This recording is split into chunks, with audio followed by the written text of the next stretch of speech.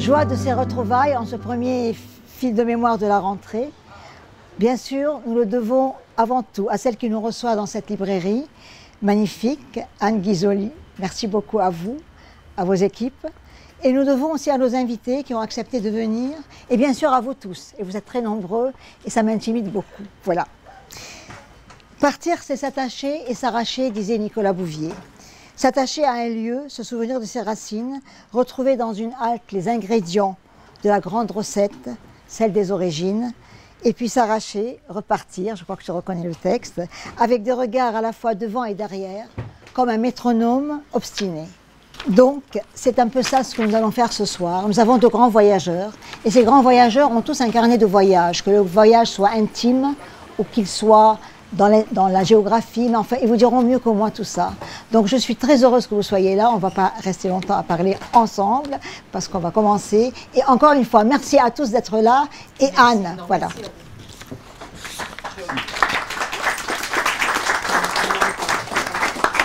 Alors, j'ai voulu pour thème de ce fil de mémoire, carnet de voyage. Donc, chacun de vous a soit un voyage intime, soit un voyage dans l'espace. Je vais commencer par Emmanuel. Avant de parler de voyage, on va parler peut-être un peu de l'Ukraine. L'Ukraine à elle seule mérite un temps beaucoup plus grand, mais nous n'avons pas le temps. Et puis comme à l'habitude, nous converserons ensemble. Après, je vous livre au public et il y aura dédicaces. Emmanuel, vous êtes agrégé de géographie, vous êtes écrivain, vous avez eu plusieurs prix. Nous étions déjà là en 2021 quand vous avez reçu le prix des Deux Magots, avec le masque, nous étions avec le masque et le confinement. Et en même temps, vous aviez commencé avec Sabre à l'époque aux éditions Stock pour parler de vos origines du père. Et après, aujourd'hui, vous allez nous revenir avec les Méditerranéennes, toujours chez Stock. Mais avant, je voudrais que vous nous parliez de vos nouvelles ukrainiennes aux éditions Point. Ces nouvelles, Emmanuel.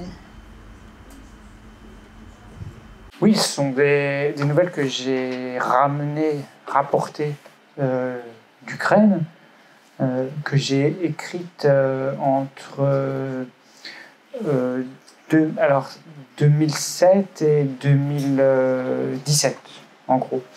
En fait, j'ai passé beaucoup de temps en Ukraine parce que j'avais commencé une thèse sur Riga, la capitale de la Lettonie, et Kiev. Cette thèse s'intitulait « Une géopolitique de la mémoire » sous la direction de Jean Radvani. Et malheureusement, je n'ai pas. C'est une thèse que j'ai abandonnée pour plein de raisons. C'est vrai qu'à l'époque, Jean Radvani me faisait remarquer que l'on ne pouvait pas. Il avait des doutes quand même sur le fait qu'on puisse comparer la Lettonie et l'Ukraine, qui était une manière de me dire, tu sais, bon, l'Ukraine ne se détournera jamais du grand frère russe. Et moi, je pensais que c'était tout à fait possible que ça pouvait advenir. J'ai abandonné la thèse en 2000, je ne dis pas de bêtises, vers 2011, quelque chose comme ça. Et 3 ans après, il y a eu la révolution de Maïdan, qui montrait véritablement déjà une volonté de la part des Ukrainiens de suivre une voie qui serait plus proche de celle des pays baltes que de la Russie. Et depuis, l'Ukraine est en guerre, puisque depuis 2014, l'Ukraine est en guerre. Je m'étais rendu à Maïdan à la fin de la Révolution en avril 2014. C'est le dernier texte de ces nouvelles, qui n'est pas véritablement une nouvelle, qui est plutôt un texte de reportage. Oui, tout à fait. Et qui est précédé par 6 nouvelles, qui sont, à chaque fois il y a 6 narrateurs, mais ce n'est pas moi, ce sont 6 jeux qui me ressemblent, mais ce n'est pas moi, et qui racontent à chaque fois une des facettes de l'Ukraine. On part dans la banlieue de Kiev, à Kiev même, dans les Carpates, en Crimée, dans le Donbass, à la frontière ukraino-polonaise. Il n'y a pas toute l'Ukraine, parce que l'Ukraine est vaste. Bien sûr. Mais il y a une partie. Vous avez dit que quand la guerre a éclaté, vous étiez réveillé le matin et vous aviez mal au côté. Oui, j'ai écrit enfin, c'est vrai que la nuit, bon, je suivais les informations, je voyais bien que que les avertissements de Biden étaient probablement à prendre au sérieux. Et la nuit de l'agression russe, en fait, je me suis réveillé à 5 heures du matin et j'étais paralysé à moitié, j'avais très très mal au dos. Et donc j'ai allumé la radio et là j'ai appris l'agression russe. C'est vrai que ça a été un choc parce que quand vous connaissez bien un pays, vous avez passé beaucoup de temps, vous avez des amis là-bas,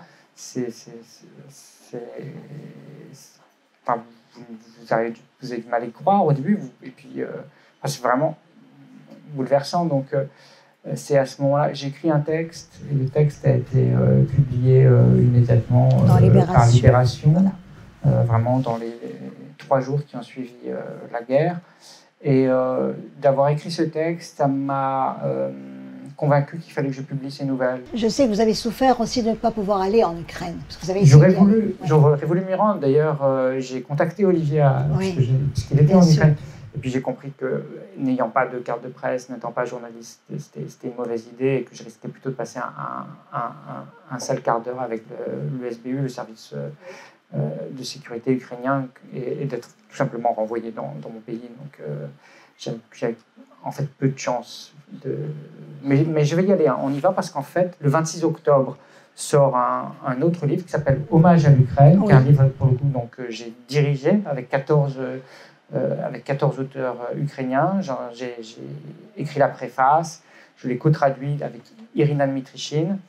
Et ce sont des textes de commande que j'ai passés à 14 auteurs ukrainiens, dont Andrei Kourkov, qui est le plus connu. Le livre sort simultanément à Paris et à Kiev le 26 octobre. Il s'appelle Hommage à l'Ukraine. Et donc j'espère aller à Kiev pour la sortie du livre. Alors si j'ai bien compris, le mot ukrainien, ça veut dire frontière en soi? Ukraina, ça veut dire ça veut dire le pays qui est à la frontière. À la frontière. Ouais. Vous dites descendre un fleuve, c'est aller vers la mort. Nos vies sont des fleuves qui vont se jeter dans la mer qu'est la mort. Ríos que se van, disent les poètes espagnols. C'est pour échapper à cette mer inéluctable que nous avons entrepris ce voyage à rebrousse-poil. Ça, c'était Sur la route du Danube. Oui, bien sûr. Où il était déjà question de l'Ukraine. Où il était déjà question de l'Ukraine parce que Sur la route du Danube, donc, qui est paru en 2019, je partais d'Odessa. Exactement. Je partais d'Odessa et donc j'ai vu... la dernière fois que j'étais en Ukraine, moi, c'est en 2017 pour faire ce voyage d'Odessa à Strasbourg et pour écrire ce livre. Donc quasiment les 80 premières pages de Sur la route du Danube, qui en compte 600, se passent en Ukraine, en Bessarabie, dans cette région d'Odessa. Un mot sur Vlad. Vlad, c'est un compagnon imaginaire, en réalité, ukrainien, mais qui est inspiré d'Ukrainiens que j'ai rencontrés, d'un ami ukrainien chez qui m'avait hébergé plusieurs fois quand je suis allé en Ukraine. Malheureusement, je n'ai pas de nouvelles de lui. Oui, j'ai essayé plusieurs fois de prendre de ses nouvelles. En réalité, il s'appelle Yaroslav. Et aujourd'hui, je ne sais pas ce qu'il est devenu. J'avais pas, depuis Maïdan, je n'ai pas de nouvelles de lui. Donc, je ne sais pas s'il est... Il est allé se battre, ça c'est sûr. Parce que c'est son tempérament. Oui, de toute façon, je sais que par rapport à ça, j'en parlais avec Olivier, ils se battent tous, ils reviennent. Il est allé se battre, est-il revenu du combat, je ne sais pas. Je vais juste ajouter, pour ceux qui ne savent pas, que souvent vous faites les routes à vélo avec du rock Hugo dans les oreilles, parce que ça fait pédaler. Vous avez aussi, dans un autre livre, vous avez écrit sur l'extase géographique. Vous dites, ici, dans cette lumière aquatique, je ressens ce que j'appelle l'extase géographique. C'est le bonheur soudain de sortir de soi, de s'ouvrir de tous ses pores, de se sentir traversé par la lumière, d'échapper, quelques instants, à la dialectique infernale du dehors et du dedans. Est-ce que c'est à cette dialectique que vous voulez échapper, en étant en mouvement permanent comme vous êtes? Oui, c'est vrai que j'ai besoin d'être en mouvement. Là, je suis un peu handicapé aujourd'hui. C'est très pénible pour moi. Je dois prendre des taxis même pour faire 50 mètres. Donc c'est assez dur. Mais c'est vrai que je suis quelqu'un qui a besoin d'être en mouvement. J'écris en mouvement. je peux pas. Tout ça, ça va ensemble. C'est-à-dire, j'écris, je pédale, et tout ça est pour moi, un même mouvement. Et de plus en plus, en fait. Plus je vieillis, plus je me rends compte qu'en fait, j'ai vraiment besoin de ce mouvement, oui, pour échapper. C'est une manière d'être. J'ai beaucoup de mal à me mettre derrière ma table de travail. Pour moi, c'est un peu le chevalet de torture. Et me mettre à écrire, mais par moment, je suis bien obligé de le faire. Je le fais comme nous tous. Nous referons certainement un soir avec l'Ukraine au cœur complètement. Mais aujourd'hui, comme les livres étaient passés avant, on a rajouté l'Ukraine parce qu'on ne peut pas faire autrement et c'est normal. Alors, les Méditerranéennes, parce que vous avez écrit un livre qui s'appelle Sabre, toujours chez Stock, sur les origines de votre père, et c'est parti d'un sabre, parce qu'il y a toujours un objet qui vous fait partir. Là, c'est les Méditerranéennes, et c'est un chandelier. Et c'est une fresque magnifique, historique, et en même temps, c'est les origines de votre mère, de la famille de votre mère. Alors, c'est Méditerranéenne, toujours chez Stock. Ben, les Méditerranéennes, c'est un roman que je devais écrire depuis longtemps, depuis très longtemps. Il y avait une première tentative, en fait, qui était mon deuxième roman, qui s'appelait Kaddish pour un orphelin célèbre et un matelot inconnu, qui est paru aux éditions du Sonneur en 2013. C'est pareil, l'Ukraine, c'est la même chose. J'ai commencé avec l'Ukraine, mon premier roman, c'était Alta Yalta. En fait, je dis parfois que je suis né comme écrivain en Ukraine. Donc en fait, finalement, l'Ukraine et l'Algérie sont les deux premières sources en fait de mon écriture. Et ça revient là maintenant, cette année 2022, mais en fait, ça avait commencé par là. J'avais écrit ce roman qui était centré sur la figure d'un grand-père que j'ai pas connu, du père de ma mère, qui s'est suicidé pendant la guerre d'Algérie, qui était communiste, qui était agent comptable pour ce qu'on appelait les sociétés de prévoyance indigène, qui avaient été des sociétés qui avaient été créées par le système colonial français dans le but de fournir, de permettre aux paysans algériens de se fournir en matériel agricole et en grains, en fait, de contracter des prêts à taux avantageux. Voilà, il s'est suicidé au moment le plus difficile de la guerre, en laissant derrière lui beaucoup d'enfants, dont ma mère, et ma grand-mère aussi. Oui. En fait, cette fois-ci, le Méditerranée est plutôt centré autour de cette grand-mère, voilà, de ces femmes, à qui je dois énormément, parce qu'en fait, les femmes me racontaient par bribes. C'était à chaque repas, il fallait manger. Oui, c'était nourricier avant. Voilà, c'était ça. On mangeait et pendant qu'elle nous servait à manger, parce qu'en fait, moi j'ai le souvenir en fait, de ma tante qui passait son temps en fait, à se lever. Je ne savais pas quand elle mangeait, parce qu'en fait, elle passait son temps à se lever pour aller chercher le plat de couscous ou d'autres. Mais de la cuisine à la salle à manger, et les hommes ne se levaient jamais. Oui. Et les hommes ne se levaient pas, et c'était le silence. Ils ne parlaient pas. Ils faisaient juste la prière. Donc les seuls sons que j'entendais sortir de leur bouche, c'était de l'hébreu que je ne comprends pas. Alors que les femmes, si on allait dans la cuisine avec elles, si on les aidait à si on faisait la cuisine avec elles, là, elles se confiaient un petit peu et elles racontaient des histoires. Et finalement, en fait, le livre, en fait, il y a 9 chapitres.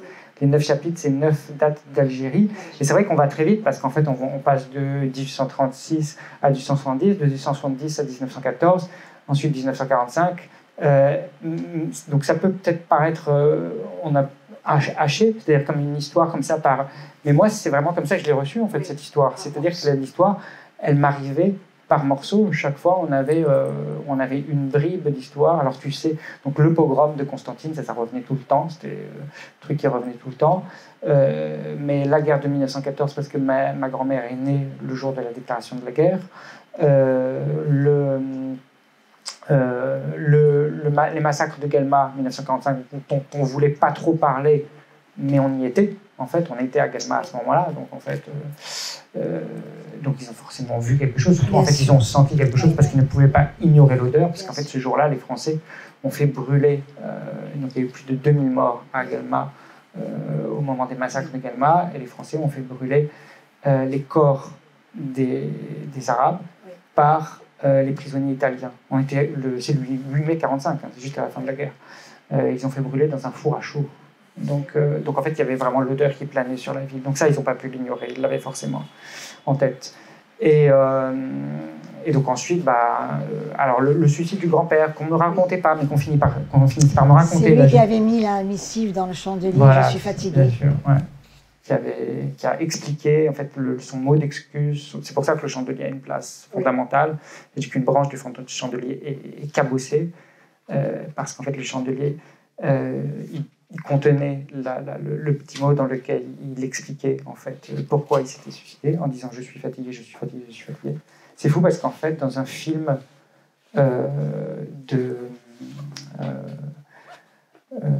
d'après un livre de Schlendorfer, je ne me souviens plus du film, il y a un personnage qui se suicide et au procès, ils lisent la lettre et c'est exactement les mêmes mots. Je suis fatigué, fatigué, fatigué 3 fois. Quand j'ai vu ça, j'avoue que ça m'a fait quelque chose.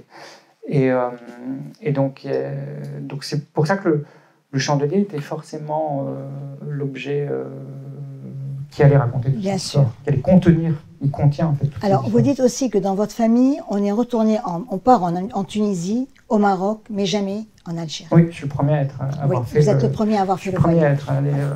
Mais alors, parce que je suis le seul qui n'est pas né en fait. Tous les autres, ils sont nés en fait. Mes cousins, mes cousines sont nés en Algérie. On est les seuls, avec mes 2 frères, on est les seuls à ne pas être nés en Algérie. Sinon, toute la famille est née. Alors, il y a aussi dans ce livre magnifique l'histoire de Jamila. Jamila, c'est une jeune femme que Samuel Vidouble, puisque c'est le nom de... C'est mon alter ego. Exactement, a rencontré à Paris. Elle est musulmane, elle vous a dit berbère, bien ce qu'elle vous a dit. Elle est repartie faire la guerre en Algérie, vous n'avez pas voulu la suivre. Enfin, c'est le personnage. Hein. Le personnage, bien entendu, voilà. Alors, pour moi, il y a, si vous voulez, le chandelier qui est l'objet, il y a la kahina, il y a Jamila, et il y a ces valeureuses, parce que ces femmes sont des valeureuses. Elles ont gardé de l'Algérie beaucoup de choses, et elles racontent aussi, il y a une scène capitale magnifique, c'est le départ. Le départ, bien sûr, on a toujours parlé des départs d'Algérie, parce qu'il faut savoir que vous dites aussi, les hommes sont partis avant, les femmes ont rangé, ou ont emporté ce qu'il fallait ranger. Donc, contrairement à ce qui se fait d'habitude, les femmes sont parties après. Et vous avez, je crois, une de vos, je ne sais plus si c'est votre tante, qui n'a pas voulu se retourner. Donc vous avez tous un paragraphe qui montre comment il y avait ce vent, cette bourrasque, cette folie du départ, et en même temps le chandelier était là. Alors je vous laisse un peu le raconter. Le chandelier est le seul objet qui a été ramené d'Algérie. Donc c'est, en fait, dans Sabre, on partait, Samuel partait. Alors c'est un roman, hein, c'est inspiré de ma famille, mais c'est pas l'histoire vraiment telle quelle de ma famille, c'est inspiré. Et Samuel, ce n'est pas moi, c'est mon alter ego. Dans Sabre, Samuel partait à la recherche d'un sabre qui avait disparu au lendemain de l'enterrement du grand-père. Et là, c'est un peu le chemin inverse, c'est-à-dire qu'en fait, là, il part pas à la recherche du chandelier parce que le chandelier, il existe. C'est la seule chose qui a été rapportée. C'est-à-dire, il part à la recherche de tout le reste, de tout ce qui entoure le chandelier et qui a disparu. Et il part à la recherche aussi. Il y a une inscription énigmatique sur le chandelier, dans un alphabet qu'il ne comprend pas. Et il part pour savoir aussi que veut dire cette inscription. Donc c'est ça la quête de Samuel. Et vous avez aussi, je crois que c'est votre grand-mère qui vous disait, si tu dois partir, écrire, ne dis pas les lieux, ne dis pas les noms, seulement ton nom à toi. Oui, ça, je me suis inspiré pour le personnage de Samuel et pour cette grand-mère de quelque chose que me disait véritablement ma grand-mère, c'est-à-dire qu'en fait, elle me disait toujours de signer et de dater. Oui. En fait, moi, je signe du nom d'Emmanuel Ruben, qui sont mes 2e et 3e prénoms. C'est comme ça depuis que je suis tout petit. Maintenant, je découvre, en écrivant ce livre, que j'ai quand même découvert que Ruben, c'est le nom de mon arrière-grand-père, donc c'est pas pour rien qu'on m'a donné ce nom, qui est un des personnages importants du livre. Et elle me disait toujours ça, il faut que tu signes et que tu dates. Et donc je signais, je datais Emmanuel Ruben, et je mettais la date. Mais c'est vrai qu'elle croyait aussi dans le pouvoir de la fiction, puisqu'en fait, chez les Juifs, on croit dans le pouvoir de la fiction, puisque la Bible, ce ne sont rien d'autre que des fictions. C'est le premier roman de l'humanité, donc un des premiers. Donc ce qui était important pour moi, c'était de changer les noms des vivants, Oui. Parce que je voulais pas les blesser. Et puis les personnages que j'ai fabriqués, c'est pas forcément eux, c'est une partie d'eux. De même que moi, je ne suis pas Samuel. Et ensuite, par contre, au début, je ne savais pas pour les morts. Je ne savais pas comment faire. J'étais très embêté. Je leur avais mis d'autres noms. Et puis, la grand-mère, je lui avais donné un autre nom. Et à un moment, en fait, je suis tombé sur ces très beaux tableaux d'une peintre algérienne qui s'appelle Baya. Qui était très connue à un moment parce qu'en fait, il y avait André Breton qui a beaucoup soutenu son œuvre. Et Baya, elle est revenue un peu à la mode. Aujourd'hui, il y a eu des expositions à l'Institut du monde arabe. Je sais qu'il y a une exposition à Arles aussi. Et en revoyant cette œuvre, je me suis dit, mais oui, mais ma grand-mère, elle s'appelait Baya. Je ne peux pas l'appeler autrement. Parce que je lui avais donné un autre nom, un nom français. Lui donner un nom français, c'était la franciser. C'était nier, en fait, cette part de berbérité et d'arabité, en fait, qu'il y avait dans cette famille. Elle me parlait arabe, en fait, cette grand-mère. Et Baya, ça veut dire, c'est le féminin de B, en fait. Donc c'est la personne noble, c'est le féminin du Seigneur. Et mon grand-père, c'est pareil. Je lui avais donné un autre nom. Et puis je suis allé aux archives nationales d'outre-mer, quand même, pour en savoir un petit peu plus sur lui. Et très rapidement, grâce à une archiviste fantastique, je suis tombé sur son dossier. Le dossier complet. En fait, on a tout ramené. Les Français ils ont rapporté des dossiers. Et donc, il y avait son dossier d'agent comptable avec toutes ses notes. Et là, j'ai compris beaucoup de choses j'ai compris qu'en fait, cette société indigène de prévoyance, elle était endettée, terriblement endettée, des millions de francs. Parce qu'en fait, comme elle était composée, les sociétaires étaient des paysans arabes.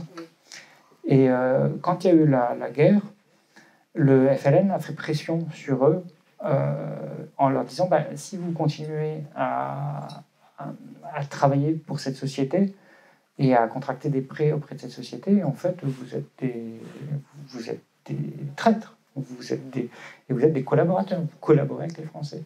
Donc ils se sont volatilisés, ils ont disparu dans la nature. Et en réalité, le résultat, c'était en fait en laissant cette société très entêtée. Donc j'ai compris pas mal de choses, le fait qu'il n'avait pas été augmenté aussi, peut-être qu'il avait mal vécu. En tout cas, d'avoir le dossier, je me suis dit, je ne peux pas l'appeler autrement, finalement. Et puis bon, il est mort, il ne va pas venir me demander, ça fait longtemps qu'il n'est plus là, il ne va pas venir me dire, ce que tu dis là, c'est faux.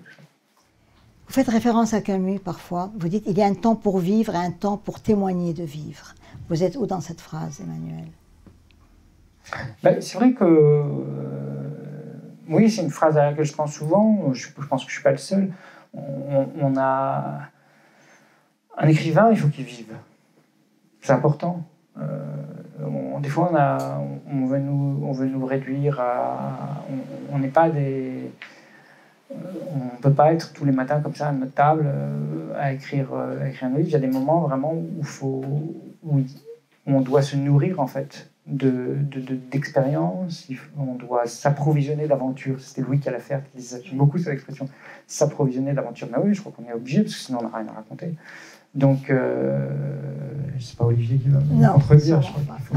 Et donc, oui, moi je fais ça, je m'approvisionne d'aventures. Et donc, c'est deux temps très différents. D'ailleurs, par exemple, Sur la route du Danube, je raconte bien, j'ai jamais rien écrit pendant tout le temps où j'ai fait ce voyage.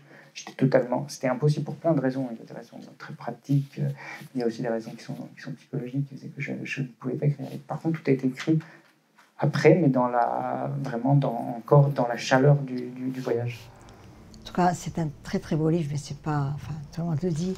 Il y a une très belle critique, on dit dans ce grand livre de rire et de larmes, qui tient à la fois de la quête initiatique, de la fresque historique et de la saga familiale, Emmanuel Ruben réinvente son pays des ancêtres, le pays de ces valeureuses. Ce sont des valeureuses, ces femmes. Oui, il y a une critique qui a titré Les Valeureuses dans Le Matricule des Anges de Thierry Cécile. J'étais très touché parce qu'en fait, c'était une manière de rappeler que ce livre est aussi un hommage à Albert Cohen. Parce que c'est vrai que... Et ce que je ne savais pas, parce que c'est ma mère qui me l'a dit ensuite, ma grand-mère qui ne lisait pas aimait Albert Cohen. Donc on lui lisait Albert Cohen. Et ça, je ne savais pas. Parce qu'elle n'a pas eu le temps de me le dire. En fait, j'ai 17 ans. Et donc elle devait rire, on devait lui dire Albert Cohen, elle riait comme nous tous quand on lit Albert Cohen, c'est tellement drôle. Et donc, Les Valeureux est un des livres d'Albert Cohen que j'aime le plus. Et c'est vrai que je le sais maintenant qu'on me le dit, mais au moment où je l'écrivais, je ne le savais pas. c'est vrai qu'en fait, c'est ça que j'ai fait. C'est-à-dire qu'en fait, je me suis inspiré de cette langue, de cet imaginaire, mais qui était proche parce que c'était le même que celui de ma famille. C'est-à-dire qu'en fait, mes oncles, j'aurais pu raconter l'histoire de mes oncles, mais Albert Cohen l'a déjà fait, en fait. Oui. C'est-à-dire que mes oncles, c'est les oncles d'Albert Cohen, c'est les mêmes, en fait. C'est-à-dire tout ce qu'il raconte sur ses oncles, avec la boutargue, avec la nisette et tout ça, c'est exactement mes oncles. Ses oncles étaient de Corfou, les miens étaient de Constantine, mais c'est les mêmes, en fait. Par contre, ce qu'il n'a pas raconté, lui, c'est les femmes. Oui, les femmes d'Albert Cohen, on les connaît, c'est Ariane, oui. mais moi, c'est pas les femmes que j'ai connues. Et puis pour moi, ces femmes, elles ont quelque chose d'un peu cliché. Bien sûr. Vous dites revenir au pays d'avant, et ça m'interpelle parce que même Olivier parle un peu de ça parfois. C'est quoi le pays d'avant? Il faut revenir au pays d'avant. C'est la mémoire, c'est l'identité. Ah oui, je vois dans quel sens. Moi, je ne peux pas revenir au pays. Enfin, c'est-à-dire qu'il y a un très beau livre de Raphaël Drey qui s'appelle Le pays d'avant, je crois. Parce que lui, il est né là-bas. Il est né là-bas et il dit, je crois que c'est à la fin du livre, il explique pourquoi il n'y retourne pas. Parce qu'il dit, y retourner, ce serait comme retourner dans un film dont rien n'a changé, dont tous les décors sont là, mais seuls les figurants sont partis. Et en fait, moi, je pouvais, n'y ayant pas vécu, n'étant pas né là-bas, je pouvais voir le film avec les décors, parce que tout est là. C'est-à-dire que moi, j'ai retrouvé toutes les maisons où ils ont vécu, partout, à Constantine, à Guelma et ailleurs. Et je pouvais imaginer les figurants. Et quand vous y êtes né, c'est pas possible. Bien sûr. Parce que c'est un tel déchirement que vous ne pouvez pas. Je serais restée des heures avec chacun de vous pour parler de vos livres, mais hélas, on n'a pas le temps. Mais je voulais juste dire, dans la ligne des glaces, vous écrivez « Ce que j'ignorais, c'est que les pays sans légende n'existent pas, que tous les coins de la terre se valent, que l'exil est un mythe et l'asile notre séjour. » C'est un peu refaire vivre, d'une façon, vous avez démystifié la légende en la faisant vraiment vivre, parce que vous êtes le seul à être parti à Constantine. Oui. De la famille. Oui, je suis le seul parce que, comme je disais tout à l'heure, les autres ne pouvaient pas. Alors, l'exil est un mythe, je crois que je pique ça à Victor Hugo. Ah oui, je sais. Parce qu'en fait, il savait bien sur son île là-bas à Guernsey et il l'a écrit. Alors, je sais pas. Après, je m'en suis un peu voulu d'avoir écrit ça parce que je me suis dit, mais les gens qui vivent vraiment l'exil de façon extrêmement... pensons aux Ukrainiens, là, bon, pour eux, l'exil n'est pas un mythe. Donc je m'en suis un peu voulu après d'avoir écrit ça. Bon, mais c'est de Victor Hugo, donc je me défausse sur Victor Hugo, je me dis, c'est de sa faute à lui. Mais c'est vrai que finalement, moi, je ne sais pas si je sens les choses aujourd'hui encore comme ça. En tout cas, je sais que vous êtes un grand voyageur, et je crois que peut-être demander à Olivier, vous avez lu, Olivier, Les Méditerranéennes? Pardon, pas encore, mais je l'ai reçu, donc je vais le dire. J'ai lu Emmanuel un peu plus tôt, bien pour sûr. que ça route du Danube. C'est magnifique. Mais voilà, j'aime bien ce passage aussi du récit de voyage au roman, et puis l'inverse, parce que je pense que voilà, on écrit aussi pour essayer de démontrer qu'il n'y a pas de frontière entre ces deux genres. Olivier Weber, vous êtes président du Prix Kessel, Jacques London, vous êtes un grand voyageur, enfin je ne vais pas tout dire, tout le monde sait qui est Olivier Weber, vous êtes diplomate, correspondant de guerre, et vous aussi vous étiez en Ukraine et vous avez fait un reportage, écrit un livre aux éditions de l'Aube, Une nation européenne. Et vous dites, la brutalité de l'attaque russe a soudé tout le monde derrière, c'est juste. Oui, le livre, c'est plus un essai qu'un récit de voyage, oui. Il y a des choses vues, des portraits, etc. Et voilà, moi j'ai couvert l'Ukraine quand j'étais grand reporter, donc il y a longtemps, je suis retourné plusieurs fois, etc. Je parlais un petit peu le russe, mais j'ai totalement oublié après l'avoir appris pendant 4 ans, comme beaucoup. Mais c'est un pays que j'ai toujours trouvé très attachant. Et là, je me trouvais pour écrire un roman dans des montagnes. Et j'étais avec un combattant d'ailleurs que vous connaissez sûrement, en tout cas son père, c'est le fils du commandant Massoud. Oui. Et Ahmad Massoud est dans les montagnes, non pas afghanes, mais de la frontière afghane, donc côté Tadjikistan. Ahmad qui a donc 33 ans. Et il me disait, faire attention, parce que là, évidemment, ce qui s'est passé chez nous en Afghanistan, le retrait donc décidé par Trump et avalisé ensuite par Biden, c'est un blanc-seing pour Poutine. C'est-à-dire Poutine va pouvoir se livrer vraiment à l'agression sur l'Ukraine. Et il avait totalement raison. Après, on en pense ce qu'on veut, mais je voulais revenir. Donc j'ai interrompu l'écriture de ce roman, qui est en fait un roman sur la guerre d'Espagne. Oui. Et j'ai retrouvé beaucoup de choses de ce que faisait pendant la guerre d'Espagne le NKVD, donc les services secrets de Staline, avec en particulier l'homme de Staline, qui est Alexander Orlov, qui était basé à Madrid, à Barcelone, et qui a 36 ans donc éliminé non pas tellement les franquistes, donc les auteurs de putsch contre les républicains espagnols en 1936, mais plutôt les républicains qui n'étaient pas assez staliniens, c'est-à-dire les socialistes, les trotskistes. Donc il a voulu assassiner George Orwell, il a voulu faire assassiner Malraux, etc. Ce sont des choses que j'ai retrouvées en Ukraine, évidemment, avec ce que faisait bien sûr le FSB d'aujourd'hui, et encore ces jours derniers à Kharkiv, deuxième ville du pays, qui est une ville russophone, donc on va dire russe, plus d'1 million d'habitants, et voilà, qui est bombardée quotidiennement. J'ai reçu encore quelques images de mes amis ce matin. Et donc voilà, l'idée c'était de faire un essai sur cet esprit d'appartenance à la famille européenne. Justement, vous dites... C'est-à-dire pas à l'Union européenne, oui, mais la famille européenne, absolument, voilà, les valeurs. C'est une question de valeurs. Ouais. Les valeurs, et alors j'ai pris avec moi un bréviaire, je dors souvent avec, c'est le roman d'un homme qui s'appelle Roman Katsev, plus connu sous le nom de Romain Gary. Et c'est son premier roman, il l'a écrit à 29 ans, 1943, il était dans une base aérienne au sud-ouest de Londres, dans le Surrey, et après avoir bombardé la France occupée par les nazis ou l'Allemagne, il rentrait, au lieu de dormir, il écrivait. Ça fait éducation européenne, ça se passe en partie dans cette région, avec des Polonais, mais aussi des Galiciens, donc des Ukrainiens d'aujourd'hui. Et j'ai relu ça 2 fois sur place, pendant ce séjour de près d'1 mois donc en Ukraine, et c'était lumineux.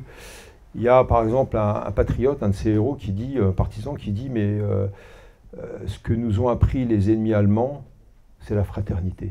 On est en pleine guerre patriotique, donc la guerre de partisans dans la forêt de Pologne.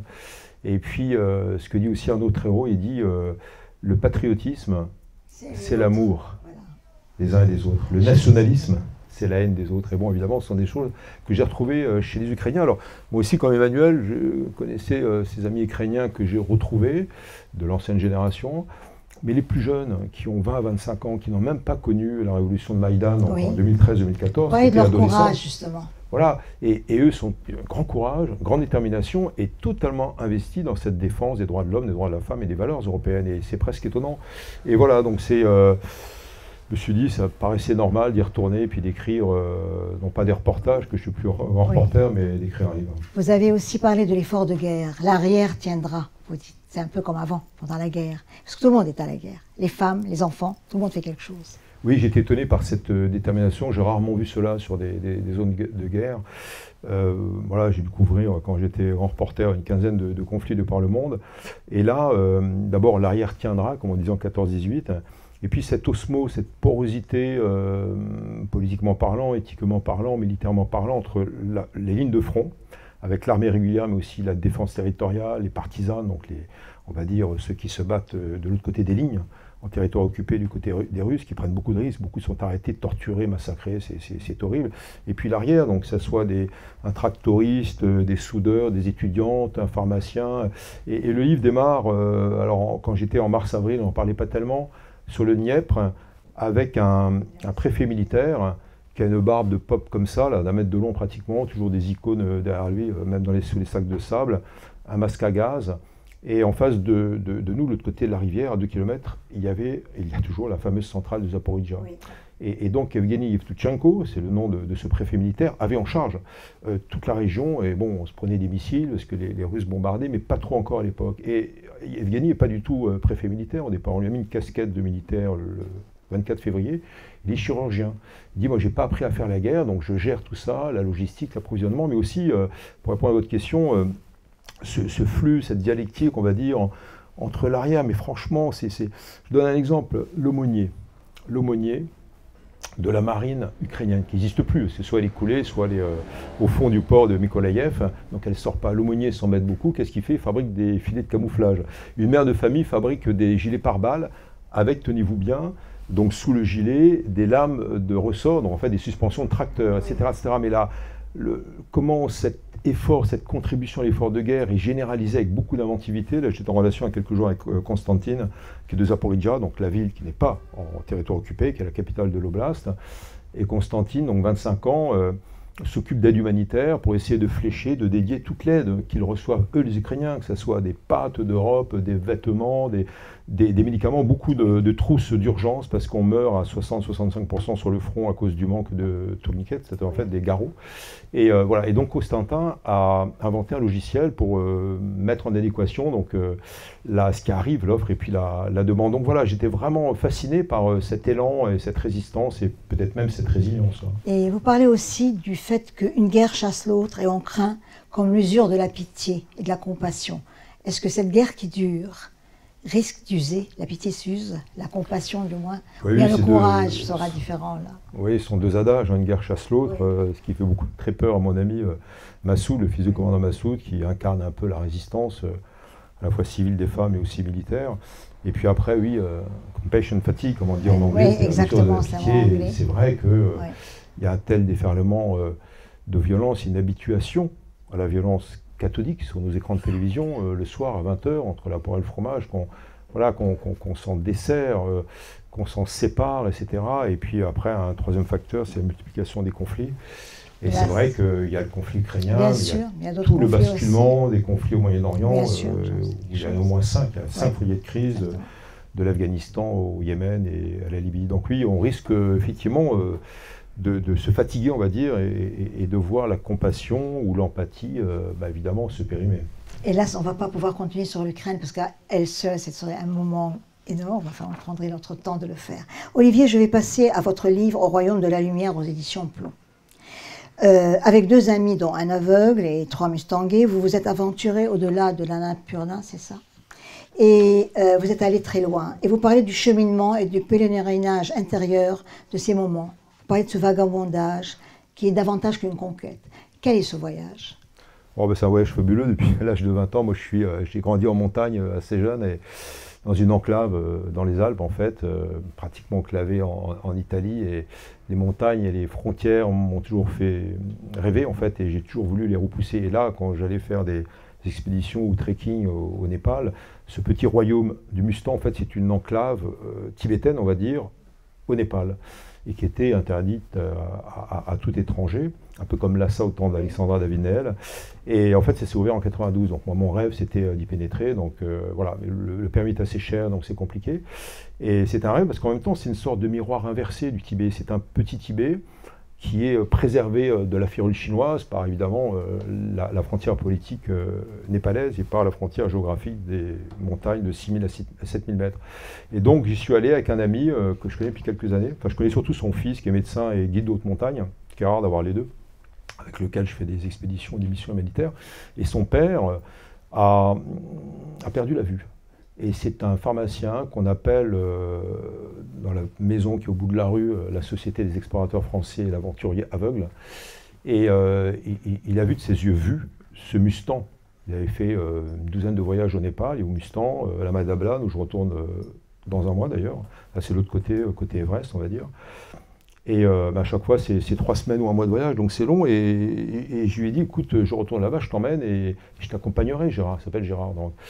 Et voilà, parce que c'est compliqué, un aveugle, évidemment, en haute montagne. C'est lui qui a fini par vous accompagner. Et c'est lui, c'est lui qui m'a accompagné. Donc, alors, c'est compliqué parce que j'ai dû trouver 3 guides. On a fait un film de télévision pour financer tout ça sur France 5 et France 3, dont Le Prince du Mustang, qui est un trekker pas de haut niveau. Donc, et puis, un Népalais d'origine tibétaine qui lui a franchi sous les balles, donc à l'âge de 20 ans, la frontière chinoise. On ne peut plus le faire maintenant depuis quelques années, parce que même en pleine neige, il y a des Chinois qui ont pris monter sur des yaks qui tuent à vue, il y a des drones, il y a des pylônes à 5000 mètres d'altitude sous la neige. Donc Mathieu Ricard, qui en recueille quelques-uns dans son monastère de Chechan à Katmandou, dit il n'y a pratiquement plus personne qui passe. Et Mingmar, donc ce guide, accompagné Gérard nuit et jour, on dormait ensemble, etc., parce que c'est compliqué, il y a des ravins, etc., à faire attention.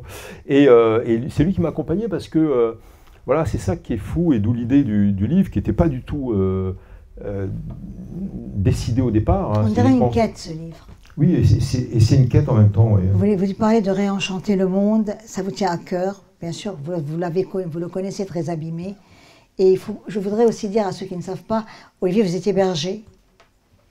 Et la bergitude, c'est une solitude, on apprend cette solitude aussi. Est-ce que la bergitude vous manque en voyant ce monde si abîmé? Non, non, pas forcément. Non, non, mais j'étais berger adolescent très jeune avant d'avoir la chance d'obtenir plein de bourses pour aller jusqu'aux États-Unis faire un doctorat. Mais j'ai eu de la chance. Et mon frère, lui, est resté berger jusqu'à 35 ans. Ben, moi, j'ai rêvé de montagne et de frontières. Je lisais à mes chèvres Goethe et Cervantes.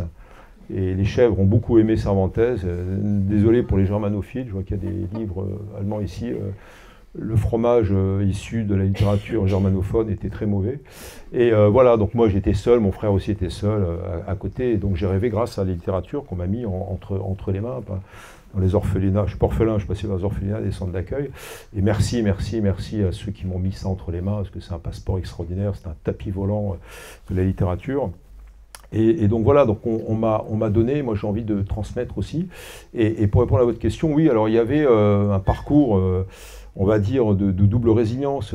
Gérard, bien sûr, qui a fait, quand il a perdu la vue, une énorme dépression, tentative de suicide. Il dit c'est normal. Et maintenant il se bat pour les autres parce qu'il dit il y a 3 phases. Il y a d'abord le déni, parce qu'il a perdu la vue progressivement. Après, donc cette phase de dépression intense. Et après, la rédemption, la résilience. Et là, il se bat pour les autres. Et puis bon, moi, plus modestement sur les reportages de guerre, parce que ça vous sonne quand même, c'est-à-dire qu'on n'en parle pas, il n'y a pas de thérapie. Vous écrivez alors? Ouais, j'écris, voilà. Un petit verre de vin rouge de temps en temps, ça aide aussi. Mais c'est vrai que l'écriture, c'est toujours une vraie thérapie, oui. Parce que quand on est témoin, évidemment, vous êtes aussi victime.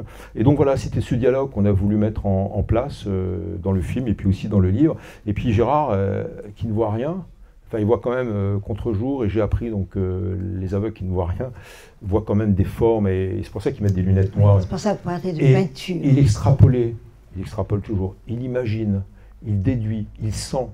Et moi, à chaque fois, alors c'est agaçant parce que d'abord, ce sont des gens hypermnésiques, donc je dis Gérard, à quelle heure se lève le soleil demain matin? 7h22. Gérard, on va passer un pont là, quelle est la profondeur?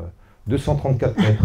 D'ailleurs, je préfère ne pas voir, etc. etc. Et c'est quelqu'un qui était comme une éponge. Je vous dis ça pourquoi? Parce qu'il y avait une telle présence humaine et intellectuelle aussi, sensorielle, qu'il y a des moments où j'ai dit regarde Gérard, le soleil se lève, il est 6h du matin, regarde comme c'est beau. Puis évidemment, je dis je suis désolé, je sais que tu ne vois pas. Il me dit non, ne t'inquiète pas Olivier, ça veut dire que tu penses que je vois et tu sais que je suis là. Et je trouve que c'est une période, c'est une vision, si je puis dire, formidable. Donc c'est ça Gérard, c'est quelqu'un de très émouvant. Et moi, j'ai beaucoup appris de lui, et je pense que le livre est imparfait, parce que il faudrait faire mais j'aime beaucoup quand vous dites au royaume de la lumière, c'est arracher à la vie, même une étincelle de sa nature sacrée, ce que vous avez senti. Et vous dites aussi, les atlas sont des lieux de perdition, où l'on se noie avant même d'avoir largué les amarres.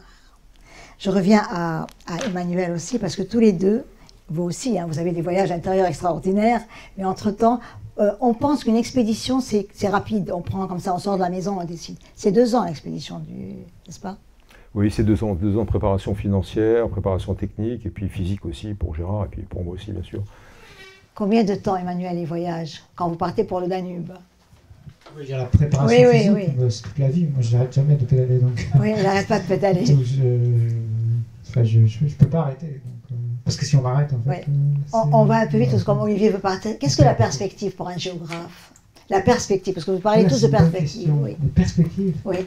Dans quel sens? Parce que moi, quand je pense perspective, je pense surtout à la perspective de Léonard de Vinci. Oui. Je cite Léonard plusieurs fois. Enfin, il était Sur la route du Danube. Oui. Il y avait une phrase de Léonard en exergue. Et puis je reparle de sa perspective aérienne. Moi, la perspective qui me fascine, c'est la perspective.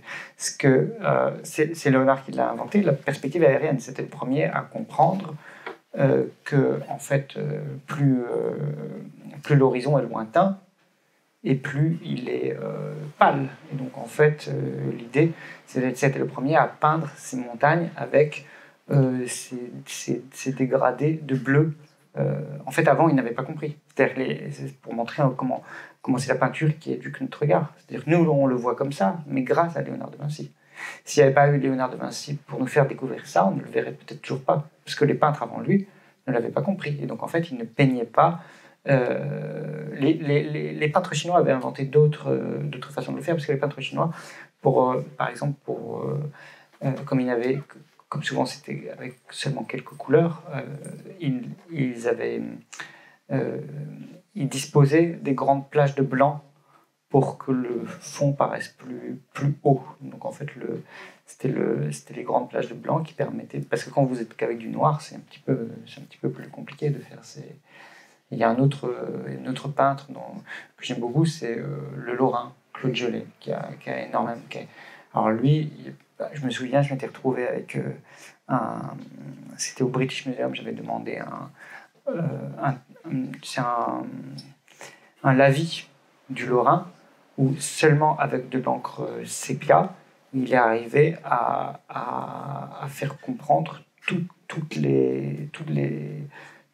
ces couches en fait du paysage.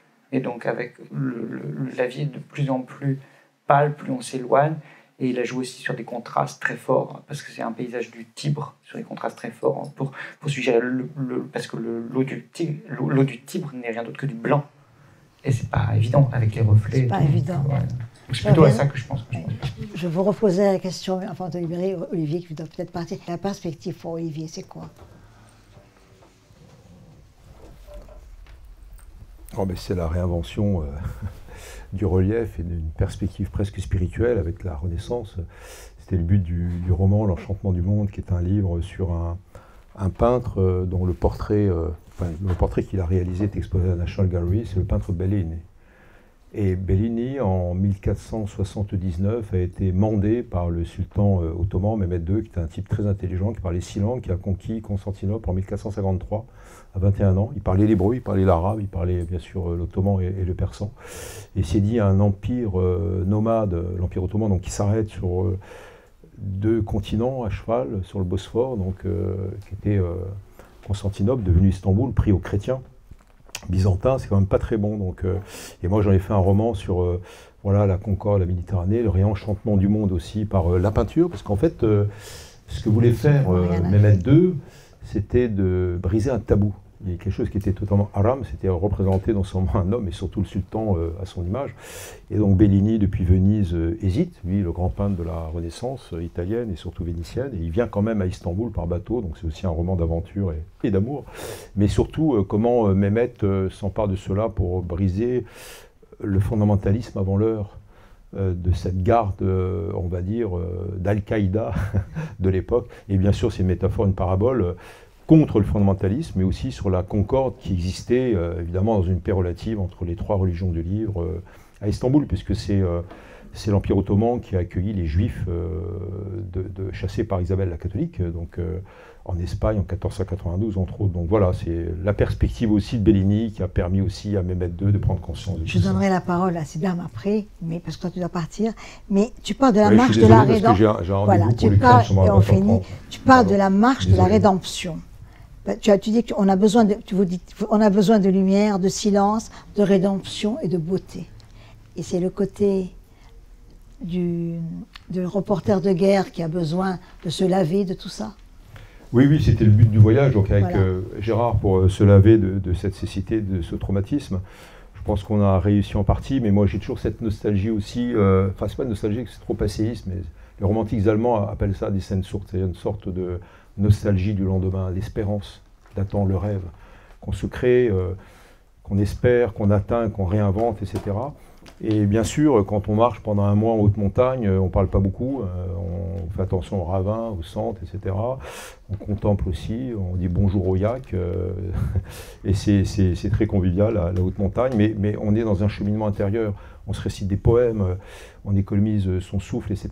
Et chaque parole est précieuse, et la fraternité, la solidarité, comme souvent en montagne, elle est plus que précieuse, elle est vitale. C'était le cas donc avec Gérard, mais aussi nos 3 amis tibétains qui nous accompagnaient, et dont le prince du Mustang, Tsewang. Et donc voilà, donc c'était une sorte de cheminement, on va dire, méditatif en fait.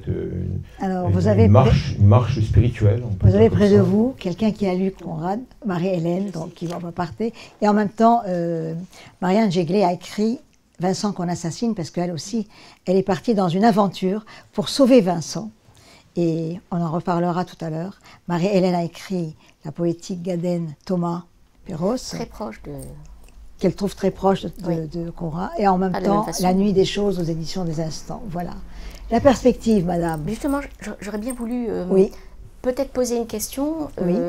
il y a un professeur ici de Paris 1, spécialiste d'esthétique, dont je vais peut-être dire une grosse bêtise, mais Florensky, dans le livre qu'il a écrit, alors celui qui vient d'être traduit par Olivier Cachler, pas celui sur la parole, l'autre, j'ai oublié le titre, démonte un peu l'idée de la perspective de la Renaissance, comme maîtrise de la connaissance sur le réel, pour montrer que si on regarde les icônes, eh bien là, il y a quelque chose qui pourrait être beaucoup plus contemporain que la montée cognitive de la peinture à la Renaissance, et il réhabilite des sortes de valeurs affectives, des choses maladroites, mais qui peuvent donner de l'importance, un premier plan, à des choses qu'on ne verrait pas si on mettait tout dans le cadre de la perspective mathématique. Alors, je sais, j'ai lu le livre il n'y a pas très longtemps, mais comme je les oublie aussi vite, peut-être que je dis des bêtises, mais en tout cas, il essaie de montrer vraiment que l'icône russe qui est maladroite, qui est comme sans arrière-fond, sans perspective, justement, à la Vinci, est peut-être un lieu de contemporanéité important et d'émergence de valeurs. Est-ce que je me trompe, Miguel? Elle est maladroite, le terme n'est pas bon, elle est oui. maladroite par rapport au système. Exactement. Système. Mais tous les écrits sur la perspective, Panofsky, etc. Voilà. Il ne faut pas une hiérarchie de valeurs, c'est un autre système. C'est ça. Et justement, Florensky s'en prend à Panofsky qui aurait, lui, un peu gauchi notre vision de la peinture. Marie-Hélène, on va passer à vous. Ouais. Après, on passera à Marianne. Marianne, je ne vous ai pas donné encore la parole. Merci beaucoup. Voilà. Je suis désolé, j'ai un rendez-vous pour l'Ukraine. Oui. Merci beaucoup. Merci à toi. Bon courage. Marie-Hélène Gauthier, bonsoir. Vous êtes philosophe, professeur, écrivaine, comme vous voulez. Gaden, Thomas Perros, des personnages de la poétique aux éditions Le Sang. Vous m'avez dit, Georges Perros dans Poème bleu écrit « Si l'on me demandait comment est fait l'intérieur de mon corps, je déplierais absurdement la carte de Bretagne. » Vous me l'aviez envoyée aussi. Alors cette carte au corps, Marie-Hélène, c'est laquelle la vôtre? La carte au corps, oui. Ma carte intérieure. Oui. Moi, ça serait plutôt alors le petit bureau. Le petit bureau, justement, que n'aimerait pas Emmanuel Rubin. Un endroit rituel où peut-être que les voyages se font par le biais des lectures et par des rites quotidiens. Peut-être que c'est le quotidien qui est pour moi la carte. Les rites du quotidien et à travers lesquels, rites du quotidien, on peut célébrer une forme, je vais employer une formule empoulée, mais d'être au monde, de sensorialité, d'intimité sensible, que j'ai essayé tout le temps de réactiver, moi faisant très peu de voyages en revanche, parce que peur de m'arracher au quotidien, très peur d'être dépaysée, alors que le dépaysement, c'est la chance du repaysement aussi, mais je n'ai pas ce courage. Voilà. Marie-Hélène, qu'est-ce que l'esthétique de la poétique? L'esthétique de la poétique, oui. Là, alors déjà, c'est un mot poétique qui comprend le H, oui. Qui est un mot qui a été forgé par Georges Perros, oui. Et qui est donc la combinaison d'une écriture poétique, mais armée d'une recherche éthique. Et là, en revanche, eux, ce sont les trois écrivains, à mes yeux, ce sont des personnes qui ont vécu dans une marginalité sociale et dans une errance de vie, puisqu'alors là, la carte de la Bretagne, Georges Perros, c'était à moto, hein, c'est la moto offerte par Jeanne Moreau. Je pense qu'Henri Thomas n'a jamais eu, à part un petit studio rue Paul Fort qui était loué par un de ses amis d'enfance, n'a jamais eu de domicile fixe, c'était toujours les îles, c'est un insulaire, et il aimait la mer, la Corse, etc. Et puis Paul Gaden, bon lui c'est la tuberculose qui l'a cantonné d'abord dans des sanatoriums, et puis qui ensuite est allé du côté du Pays Basque comme enseignant, et pour se soigner aussi. Mais ce sont des gens qui étaient en marge de tout, et qui, dans cette marginalité, ont suivi quand même une quête, on parle de quête, une quête de rectitude intérieure, oui. Contre tout ce qu'ils avaient abandonné. Vous aimiez cette intégrité qu'ils avaient, et se soutenaient dans ça aussi. Oui, et alors il y a une phrase par exemple de Georges Perros, toute petite, « Je me suis fait un nom, N-O-N ». Oui. Et c'était l'ensemble de tous les refus qu'ils ont pratiqués, vraiment tous les trois, et c'était trois auteurs Gallimard. Hein. Oui. Je le dis sous la couvert de présence autoritaire ici, et autorisée de Gallimard. C'était donc 3 personnes qui ont cherché un chemin de vie et qui, du coup, à mes yeux, représentent, versant contemporain, ce que faisait la pratique des anciens, l'éthique ancienne, au sens véritable du terme, une conduite de vie, un cheminement pour essayer de... ça, il y a un philosophe contemporain, Sloterdijk, qui dit l'érection autonatale, il faut s'ériger soi-même parce que l'homme ne convient pas au monde et ne se convient pas lui-même. Voilà. Donc il faut créer cette convenance. Le voyage, c'est peut-être ça. Et donc, il y a Aristote aussi que vous aimez beaucoup. Ah oui, alors... C'est votre grand... Mais Aristote, c'était une impression bizarre, mais ça, c'était en Cagne. Aristote au programme, le livre 5 sur l'éthique. Et quand j'ai lu Aristote pour la première fois, ça peut paraître très bizarre parce qu'il écrit de façon très elliptique, mais j'ai eu l'impression de rentrer chez moi. Ce qui n'était pas du tout le cas avec Platon, ni Plotin, que pourtant j'aime beaucoup, mais Aristote, c'était quelque chose. Et puis j'ai travaillé sur l'âme dans la métaphysique pour ma thèse, que malheureusement moi j'ai terminée. J'aurais peut-être mieux fait de m'arrêter avant, mais en travaillant sur l'âme et les schèmes de la sensibilité qui travaillaient à mon avis la genèse des concepts métaphysiques, je me suis déplacée un peu du côté de l'éthique. Et ce qui est très curieux dans l'éthique, c'est que, et c'est rarement, me semble-t-il, souligné, Aristote parle tout le temps de la juste mesure, de la médiété comme étant la norme de l'action vertueuse ou de l'intention vertueuse. Mais cette norme, elle n'est pas codifiable, elle n'est pas théorisable. Alors il dit qu'il va faire des esquisses, des portraits des différentes vertus, le courage, la générosité, etc., etc. Et dans ces portraits, on doit pouvoir compléter ce que serait l'idée de la vertu. Et quand on suit l'éthique à Nicomaque, après ces petits portraits, on tombe sur 2 livres, 8 et 9, qui sont consacrés à la philia, à l'amitié. On se dit, tiens, mais pourquoi est-ce qu'il y a 2 livres entiers consacrés à l'amitié alors qu'il a fait des petits chapitres sur les autres vertus? Et ce qui m'a frappé, c'est le premier livre, et là on va rejoindre le voyage, le premier chapitre du livre 8, donc du premier livre sur l'amitié. À la fin, Aristote écrit, et il n'y a que Jacqueline de Romilly qui est souligné ce passage. Dès qu'un homme sort de la cité, donc la citoyenneté, c'était le repère de l'identité politique, s'il rencontre un autre homme en voyage, donc quelqu'un qui est un parfait étranger, il le reconnaît immédiatement comme un oikeion, un familier, un parent. Et Jacqueline de Romilly a souligné que c'était sans doute là qu'était née l'idée du genre humain, de la parenté. Il y a peut-être un instinct quand même de la reconnaissance de l'autre, par-delà les frontières, par-delà les clivages politiques. Et il m'a semblé que, et c'est d'ailleurs après comme ça que j'ai travaillé ces livres sur l'amitié, la philia, que c'était peut-être là que se trouvait le nœud de la théorisation des normes de la vertu.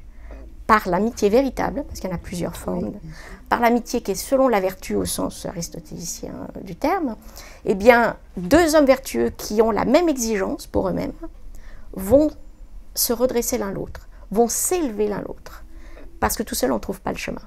Et à 2, on peut y parvenir.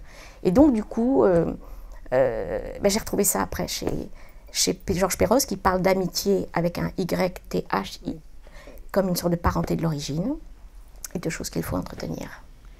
Alors, nous allons passer à La Nuit des choses, aux éditions des Instants. Je voulais vous faire intervenir les uns avec les autres, mais comme Olivier a été obligé de partir, je suis désolée, on va un peu être en désordre. Voilà. La Nuit des choses aux éditions des Instants, c'est le roman d'une relation née à distance, entre un homme et une femme, bien sûr, qui était... c'est une histoire d'amour, mais une histoire d'amour où elle, puisqu'il y a elle et lui, c'est une histoire qui n'a pas marché. Donc elle fait des retours sur le lieu du crime en quelque sorte. Elle fait la marche arrière pour aller voir ce qui n'a pas été. Dites-nous La Nuit des choses à votre façon. Alors je ne sais pas si c'est le lieu du crime ou les ressorts du crime, les rouages. Oui. C'est une histoire avec des rouages mal huilés, Oui. je pense, avec une entente très forte, mais qui ne peut pas s'accommoder peut-être précisément de la vie pratique. Et au bout d'un moment, le dialogue se distend par des silences. D'ailleurs, c'était le titre initial qui avait été pris, hein, donc on a dû le changer. Comment se fait le silence?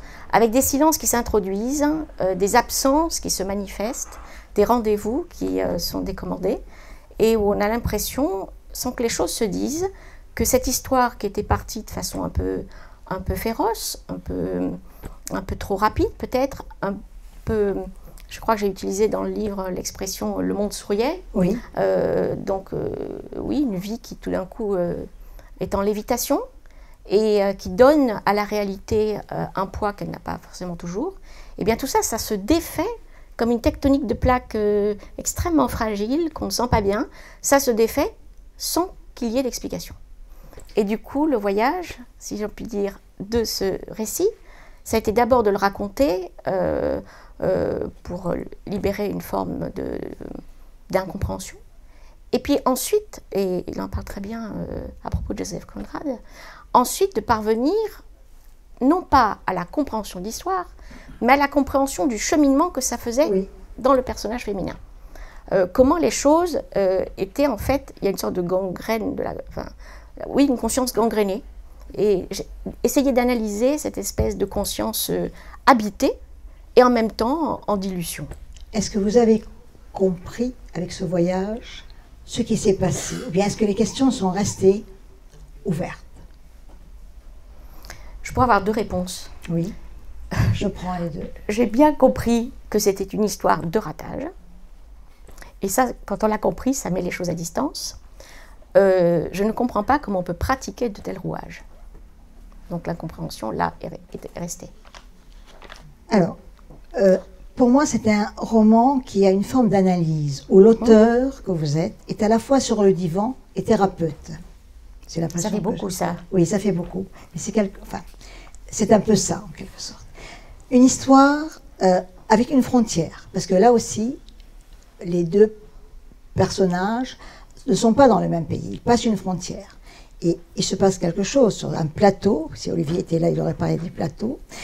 Sur ce plateau, quand ils se disent au revoir, les premiers temps, les adieux on passait là, enfin on se disait au revoir longtemps.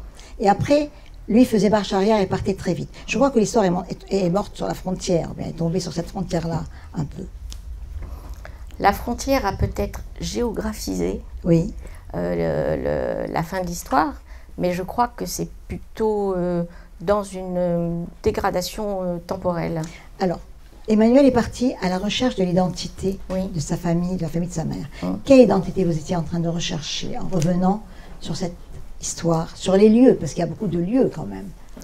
L'identité, c'est d'essayer de comprendre c'est deux choses. C'est essayer d'échapper à la folie du fait de ne pas réussir à décoller l'image qu'on vous inflige. Voilà. Dans un dialogue qui dérape, il y a des choses qui sont dites, il y a des images qui sont projetées et qu'on peut très facilement ne pas réussir à mettre à distance. On peut perdre son identité. Et du coup, peut-être que le travail était de regagner l'identité en mettant complètement à l'extérieur de la frontière le véritable étranger. Dans ce livre, je trouve qu'elle est très compréhensive et elle lui passe beaucoup de caprices. Est-ce que vous pensez que si elle avait été moins compréhensive, plus criseuse, pas compréhensive? C'est peut-être une leçon d'histoire qu'il faudrait retenir. Je ne sais pas. Mais est-ce que vous pensez que l'histoire se serait terminée comme ça? Mais est-ce qu'il aurait tenu compte de ses sentiments, je dirais, de ne pas comprendre? Parce que comprendre toujours l'autre, est-ce que c'est bien? C'est la question. Il y a des gens qui se nourrissent de la compréhension des autres. Et si cette compréhension n'est pas disponible, ils ne sont tout simplement pas présents. Donc je pense que sans cette compréhension, l'histoire n'aurait pas été. Alors, dès le début, l'héroïne avait peur, elle avait l'intuition que ça n'irait pas. Quand on a cette intuition, comment on continue à avancer dans un voyage intérieur? C'est un voyage quand même. Eh bien, tant qu'il y a cette espèce de sourire du monde, et qu'on a l'impression que le monde, vous parliez de lumière tout à l'heure, que le monde est plus lumineux. On continue d'avancer parce qu'il y a ces éclats de lumière. Vous savez, c'est les lucioles dont parle Zuberman.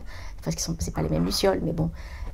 C'est ces petites lueurs qui font que le réel paraît plus dense, paraît plus riche. Puis à un moment donné, les lucioles disparaissent, et là, ça devient la nuit des choses. Et on ne comprend pas comment on a pu basculer. Et donc, le voyage, c'est d'essayer de comprendre le moment de bascule qu'on ne trouve pas. Il y a aussi quelque chose quelle est la durée de vie dans le regard de l'autre, de notre vie, quelque part, quand on est amoureux? Le regard de l'autre. Vivre dans le regard de l'autre, c'est un peu l'histoire d'amour. Oui. Quand ce regard se ternit, est-ce que la durée, de toutes les façons, elle est là?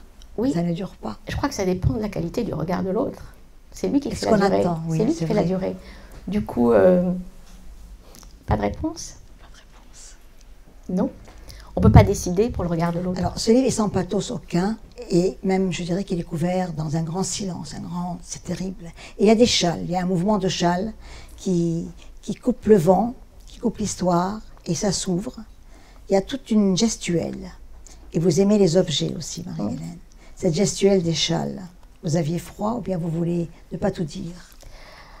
Non, c'est peut-être une façon d'étouffer le pathos, parce qu'il y a toujours quelque chose, à mes yeux, là aussi, c'est un peu aristotélicien, qui est au-delà de la juste mesure dans le pathos.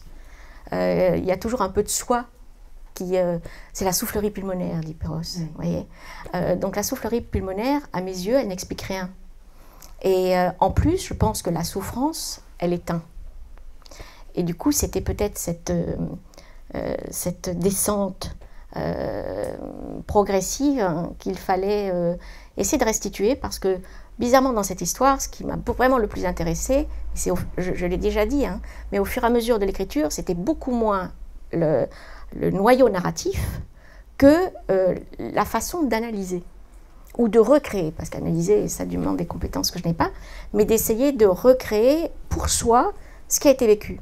Donc ça déplaçait la polarité de l'ouvrage.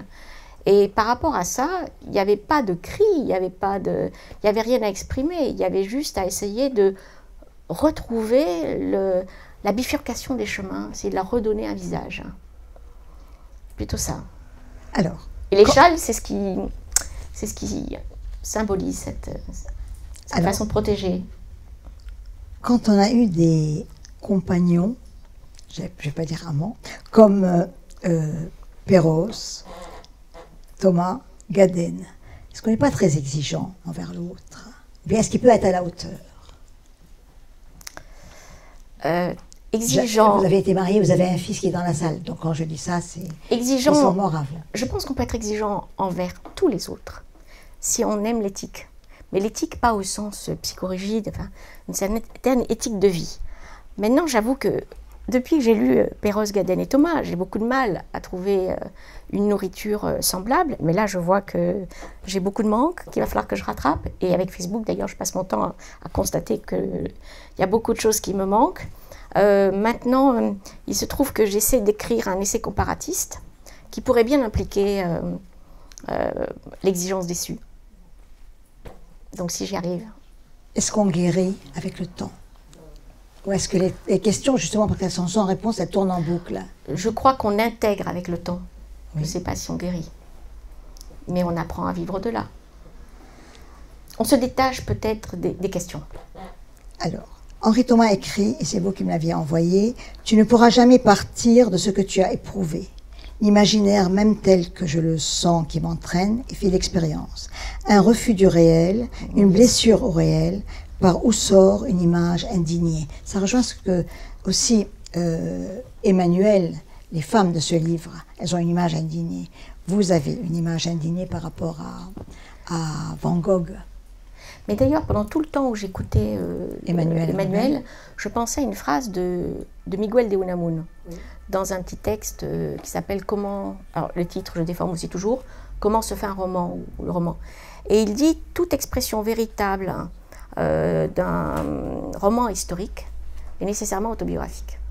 Et du coup, je pense que Thomas, Perros, etc., les blessures indignées, ce sont toujours ces moments autobiographiques qui, enfin, Henri Thomas dit très facilement, très simplement, qu'il est la matière vivante de ses écrits et qu'il a cherché à donner forme à l'indéterminé vivant, qui était lui. Et du coup, je pense que c'est peut-être une réponse à votre question. La blessure indignée, c'est l'espèce de catalyseur qui fait qu'ensuite on va dresser, vous avez dit à un moment donné pour les nouvelles, 6 jeux qui sont des alter-ego mais qui ne sont pas moi. Même chose pour l'autre ouvrage. Donc il y a peut-être toujours quelque part de la matière vivante qui est à quoi on donne forme, parce qu'il ne faut pas expulser, mais déposer. quelque chose.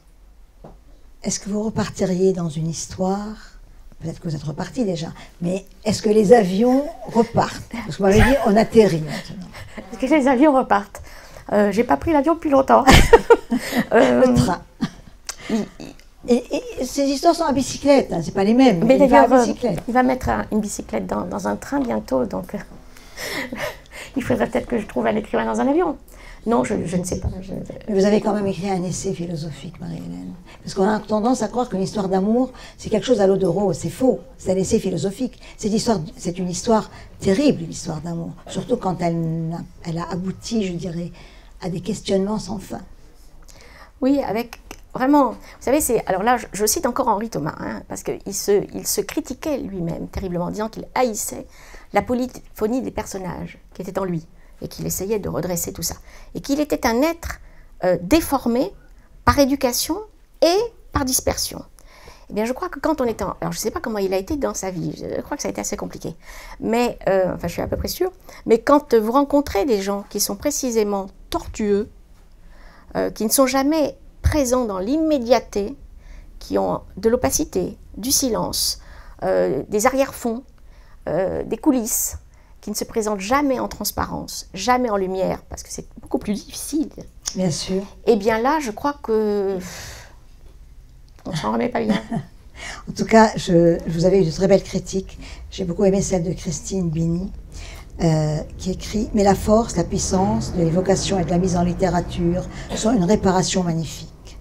Un peu comme ces bols japonais dont on répare la fêlure avec de l'or et qui n'en deviennent que plus précieux. C'est l'art du Kitsuki. Sur les blessures de cette femme, Marie-Hélène Gauthier verse de l'or. Merci pour cet or, Marie-Hélène. »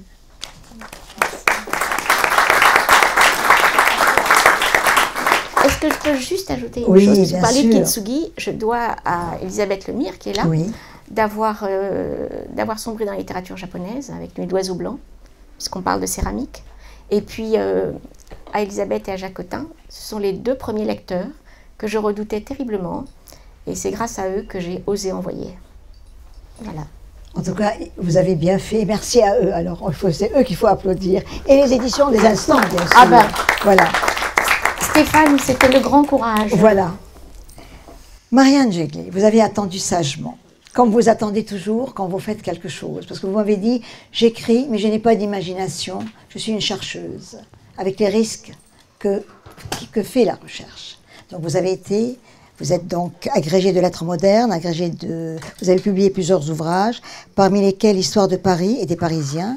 Vous avez été lauréate du prix Haussmann, je crois aussi. Et puis, vous écrivez des films, documentaires, et vous animez des ateliers d'écriture. Alors, vous n'avez pas d'imagination, mais vous êtes une chercheuse avec les risques. Comment ça s'est passé avec l'assassinat de Van Gogh? Alors, moi, j'ai eu la chance de trouver un extraordinaire sujet de roman, peut-être le plus beau que je pouvais jamais espérer trouver. Non pas à l'extérieur, non pas en voyage, non pas dans un pays en guerre, mais tout simplement en lisant un livre. Et comme Marie-Hélène, moi je suis un écrivain domestique, c'est-à-dire que je voyage peu. Et il me semble que les livres sont le plus souvent une réponse à d'autres livres. Enfin, voilà. Et c'est pour dire que je suis tombée un petit peu par hasard sur une biographie de Vincent Van Gogh écrite par deux journalistes américains, Stephen Knife et Gregory Wadsmith, qui ont eu le Pulitzer pour leur précédent ouvrage consacré au peintre Jason Pollock. Et dans cette biographie à laquelle les deux Américains ont consacré 10 ans de leur vie, ils ont démontré, enfin ils ont d'abord constaté eux-mêmes et démontré que ce qu'on avait cru pendant 120 ans, à savoir que Vincent Van Gogh s'était suicidé, était erroné et que vraisemblablement il avait en réalité été tué. Et j'ai été bouleversée en lisant cela, totalement convaincue de la véracité de leur analyse et surtout saisie d'une espèce d'urgence extrême en me disant mais ils ont raison, on n'a pas assez entendu parler de cela et je me suis dit le roman peut venir en renfort de la biographie Vous avez voulu revivifier Van Gogh, ce que j'ai lu de vous. Alors c'est 5 jours, parce qu'en réalité, toute la vie repasse durant 5 jours, entre sa blessure et sa mort. Alors le roman, il retrace une période un peu plus longue que ça de sa vie, c'est les 2 dernières années de sa vie. Oui, tout ça est dans ce temps-là. Oui. Et j'ai choisi ce moment-là parce qu'en réalité, il me semble que dans la vie de Vincent Van Gogh, il y a quelque chose qui est de l'ordre d'une répétition. Et la répétition, c'est, comme on le sait, l'un des signes de la névrose. C'est-à-dire, en fait, à plusieurs moments dans sa vie, il va quelque part, il essaye de s'intégrer, on le repousse, il s'en va, il recommence ailleurs à essayer de s'intégrer, on le repousse, il s'en va. Et je voulais que ce processus de répétition qui est à l'œuvre dans sa vie apparaisse dans le roman et qu'il apparaisse jusqu'à la conclusion, puisque le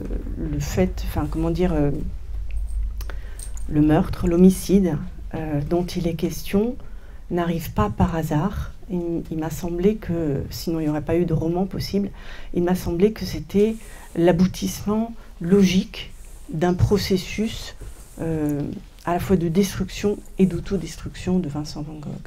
Et c'est cela que j'ai essayé de raconter. Alors, vous parlez aussi de la bonté de Van Gogh, parce qu'il a reconnu ceux qui l'ont tiré dessus. Il n'a jamais dit pour leur donner une chance, cette humanité profonde de Van Gogh. Alors ça c'est mon hypothèse. Oui, vous le défendez d'une façon extraordinaire. C'est mon hypothèse, c'est-à-dire que les Américains ont démontré que le suicide était en réalité impossible. C'est-à-dire qu'ils ont appliqué une analyse moderne de scènes de crime à ce qui s'était produit, et ils se sont rendus compte qu'en fait, ce n'était pas du tout crédible. Il ne pouvait pas s'agir d'un suicide. Donc, moi, je me suis totalement reposée sur eux pour ça. En revanche, la question qu'on peut se poser, c'est comment l'hypothèse du suicide a-t-elle pu s'installer et perdurer pendant 120 ans? Et cette hypothèse-là, elle repose sur 2 choses. C'est en fait, premièrement, il n'a pas dénoncé ceux qui lui ont tiré dessus. Et deuxièmement, l'hypothèse du suicide arrangeait un grand nombre de personnes. Et c'est la raison pour laquelle cela n'a pas été contredit. Dans ce roman, j'ai découvert la femme de Théo, parce que Théo et Vincent, tout le monde les connaît. Mais la femme de Théo, parce que quelque part, elle était venue dans ce couple presque à 2, même si ce sont des frères, et elle avait une culpabilité de s'être... et en même temps, ça a augmenté la pauvreté du couple, parce qu'ils avaient un enfant, Théo et des Van Gogh. Alors cette femme... C'est un personnage extraordinaire, et dans le fond... si j'avais pu écrire un autre roman, je me serais beaucoup attachée à elle. C'est une femme extraordinaire. Elle s'appelle Johanna Bonger. Et elle se retrouve... alors, effectivement, elle arrive un peu comme un coin entre les 2 frères. Et elle prend Théo à Vincent. Et on peut dire que certainement, ça rompt beaucoup l'équilibre entre les 2 frères. Elle est mère d'un petit enfant qui a 1 an quand Vincent meurt. Et 6 mois plus tard, c'est ce qui est absolument extraordinaire, Théo bascule dans la folie, est interné et meurt à 37 ans. Alors il est atteint de syphilis. Donc on peut dire que la mort de son frère lui porte un coup extraordinaire, mais c'est ça qu'il faut bien voir dans cette relation, c'est que la mort de Vincent Van Gogh fait mourir son frère 6 mois plus tard. Et Johanna Bonger qui est hollandaise, qui est une jeune femme de 29 ans, se retrouve en France, seule, avec un bébé, un petit enfant qui a 1 an et demi, pas un sou, et dans son appartement, 200 tableaux de Vincent Van Gogh. Et c'est sur elle, c'est sur le dos de cette femme, et c'est sur sa volonté, son envie de rendre justice à son beau-frère, que la reconnaissance de Vincent Van Gogh va pouvoir Elle est formidable, cette femme. Elle est extraordinaire. Voilà. Extraordinaire. Il y a aussi une femme qui s'appelle Augustine. Augustine encourageait Vincent en lui disant, parce qu'il y a eu quand même ce grand duel avec Gauguin, il attendait beaucoup de Paul Gauguin. Paul Gauguin, c'est un peu la non-entraide entre les artistes, en quelque sorte. Et Paul Gauguin lui faisait de très grandes phrases et lui mourait de faim, en quelque sorte. Et Augustine lui disait, mais tu as déjà peint les tournesols avant Gauguin. C'est vrai que la relation entre Paul Gauguin et Vincent van Gogh, elle est extrêmement troublante, c'est-à-dire qu'elle est profondément dissymétrique. Moi, c'est ça qui m'a frappée en analysant les différentes correspondances. Voilà, il y en a un qui voue à l'autre une admiration éperdue, c'est Vincent van Gogh, et il y en a un qui, je pense, fait énormément pour saper la confiance en lui de Vincent van Gogh. Paul Gauguin est un grand artiste, mais c'est aussi un homme un peu totalitaire, c'est-à-dire il y a une seule bonne façon de peindre, c'est la sienne. Puis l'égoïste. Et il essaye d'entraîner Vincent van Gogh dans sa façon de faire, dans ce nouveau mouvement qu'il lance à ce moment-là, qui est le synthétisme. Oui. Et d'une certaine manière, une fois que Vincent van Gogh s'est mis à marcher dans ses pas, il fait forcément moins bien que Paul Gauguin, il a abandonné sa propre manière, et Vincent van Gogh se trouve complètement perdu. C'est à ce moment-là qu'il fait l'une de ses plus grandes crises psychiques, et à ce moment-là, que fait Paul Gauguin? Il envoie un télégramme à Théo, il saute dans un train, et il laisse Vincent van Gogh à Arles, alors qu'il s'est coupé une oreille, il est en plein délire, il est seul dans un pays qui n'est pas le sien, et voilà, Paul Gauguin s'en va. Et cette impression, tu as perdu ton temps. Il pensait qu'il avait perdu son temps. Et Gauguin lui faisait de grandes phrases en lui disant « il faut tromper les distances, comme en peinture, ne t'en fais pas ». Enfin, il y a une rivalité sous-jacente qui est très forte de la part de Paul Gauguin. Dont à l'évidence Vincent van Gogh n'a pas conscience. Et c'est certainement, cette relation se révèle extrêmement destructrice pour lui, à mon avis. Alors, vous êtes une chercheuse de tornades, parce que sous vos airs comme ça, calme, c'est une tornade ce livre. Et comme tous les autres, parce que vous en avez écrit d'autres aussi. La peinture vous intéresse beaucoup. Oui, voilà, moi j'aime les livres, j'aime la peinture, j'aime les livres. Et les livres que j'écris sont des réponses à d'autres livres que j'ai lus. Vous faites allusion à Un instant dans la vie de Léonard de Vinci, qui est une réponse au livre Rêve de rêve de Antonio Tabucchi. Antonio Tabucchi a écrit un livre dans lequel il a imaginé une quinzaine de rêves d'artistes qu'il aime, comme autant d'hommages. Et j'ai trouvé que cette idée était extraordinaire. Et en réponse, moi j'ai écrit 21 instants dans la vie de 21 artistes. Voilà, 21 instants diurnes, des instants de création, voilà, comme une réponse à ce livre de Tabucchi.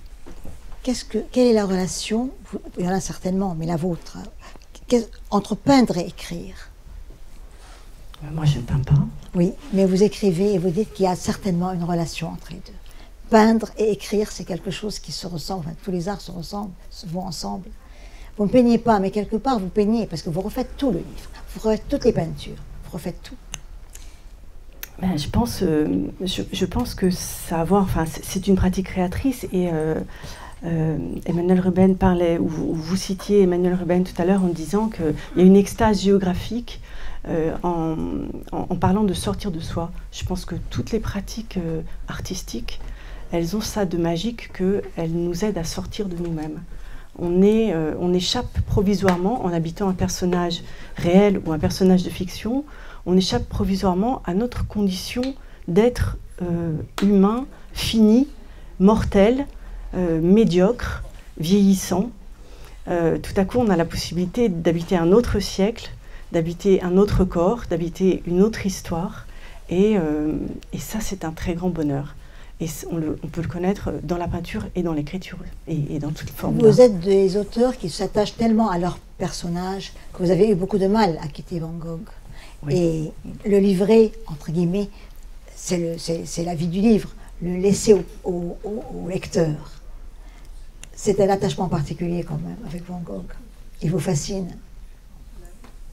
Oui, enfin, oui, puis j'ai eu la chance, enfin voilà, Combien de temps vous avez mis pour écrire ce livre? Un peu moins d'un an. Un peu moins d'un an. Et les recherches? Tout un peu moins d'un an. Enfin, j'étais allée à Arles, j'étais allée à Auvers, je connaissais la correspondance de Vincent Van Gogh, je connaissais ses tableaux.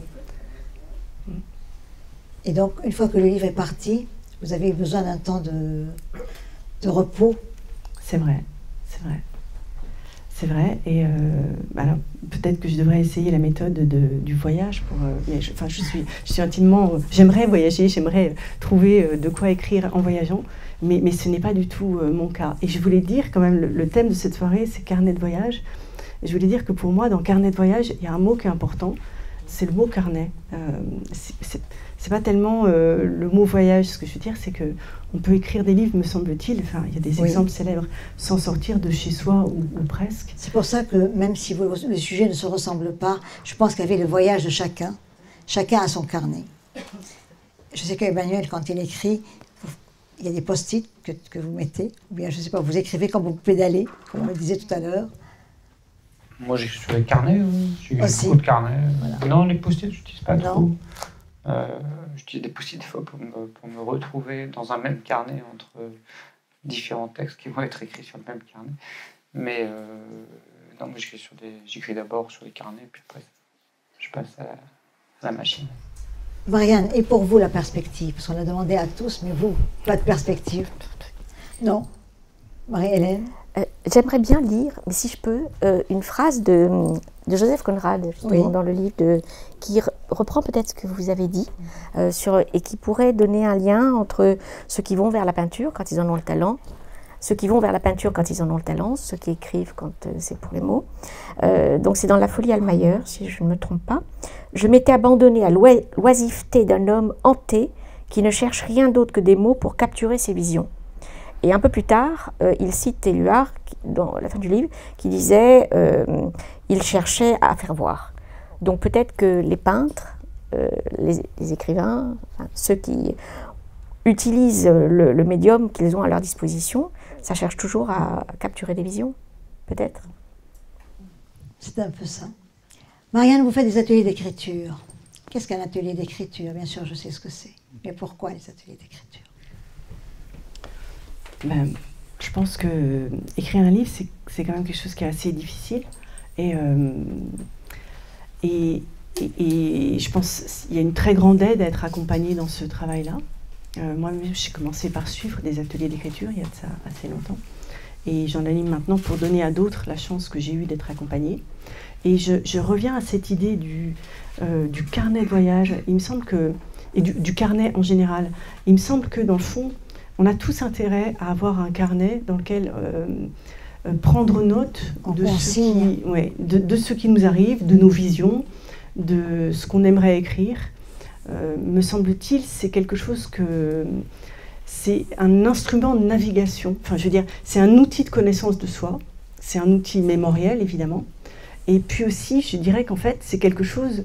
On mesure, en relisant les carnets, le passage du temps. On mesure la valeur de ce qu'on a eu. On prend conscience de choses dont on n'avait pas conscience au moment où on les a vécues. Et en ce sens, me semble-t-il, tout le monde a intérêt à écrire, même si, comment dire, tout le monde ne finit pas par publier ses écrits. Mais écrire, ça, tout le monde peut, et tout le monde a intérêt à le faire. Tout le monde a intérêt à faire son carnet, qu'il soit de voyage ou de quotidien. Hélas, le temps nous oblige. Donc, on va passer aux questions du public. Vous avez des choses à vous dire entre vous, parce que d'habitude, je fais faire des allers-retours, mais là, on a été un peu en désordre, mais c'est pas grave, on nous pardonnera. Ça va? Je peux vous livrer au public. Alors, le public, c'est à vous. Vous avez entendu les carnets de voyage de chacun, qu'ils soient intimes ou géographiques ou autres. Question? Je voudrais parler du voyage. Je voudrais citer une phrase... Je n'entends pas. Ose la voix, Gérard. Bon, je voudrais citer un philosophe qui s'appelle Michel Serres et qui dit « Aucun apprentissage n'évite le voyage ». Et je crois que le voyage, c'est quand on sort du familier c'est quand on sort du quotidien, c'est quand on sort de quelque chose qui ne nous étonne plus, c'est quand on n'est plus étonné. Et il faut aller rencontrer, c'est-à-dire que tout ce qui va vers l'autre, c'est-à-dire vers l'étrange, c'est-à-dire vers l'énigme de l'autre, tout cela est un voyage. Que ce soit un pays, que ce soit un livre, que ce soit une histoire d'amour, on voyage tous. On voyage tous. Voilà, c'est tout ce que je voulais dire. Merci. Quelqu'un voudrait poser des questions à Emmanuel, Marie-Hélène et Marianne? Olivier est parti. Catherine, Clément. Je trouve très étrange qu'on parle de voyage, que ça soit magnifiquement exploré, magnifiquement écrit et magnifiquement dit, au moment où les voyages vont devenir extrêmement difficiles. Ils vont même être presque impossibles. Donc je trouve ça tout à fait bizarre. Les voyages intérieurs, d'accord, ça, on a fait ça depuis longtemps. Mais enfin, moi, à 83 ans, je ne peux plus prendre l'avion du tout. C'est trop compliqué, c'est trop pénible, c'est trop humiliant. Le train, c'est presque pareil. Enfin, bon, tout va devenir compliqué. Donc cette notion de voyage intérieur demande à être creusée quand même. Elle est un peu, pour moi, je la trouve un peu facile. Oui. Un peu facile au sens de... C'est vachement facile de faire un voyage intérieur. On n'a pas à scoltiner les trucs de sécurité, toutes les difficultés, les valises. Vous avez été une grande voyageuse, vous-même. Oui, j'ai beaucoup voyagé, mais dans un temps où c'était facile. Oui. Beaucoup plus facile. Et c'était avant le 11 septembre 2002. Voilà, tout simplement. Et là, il y a eu ce que je pense être une rupture anthropologique qui n'a pas fini de nous tourmenter. Je veux savoir ce que... Qu'est-ce que vous en pensez? Non, mais c'est vrai que les voyages sont devenus pénibles. Mais bon, oui, les voyages sont devenus pénibles, mais même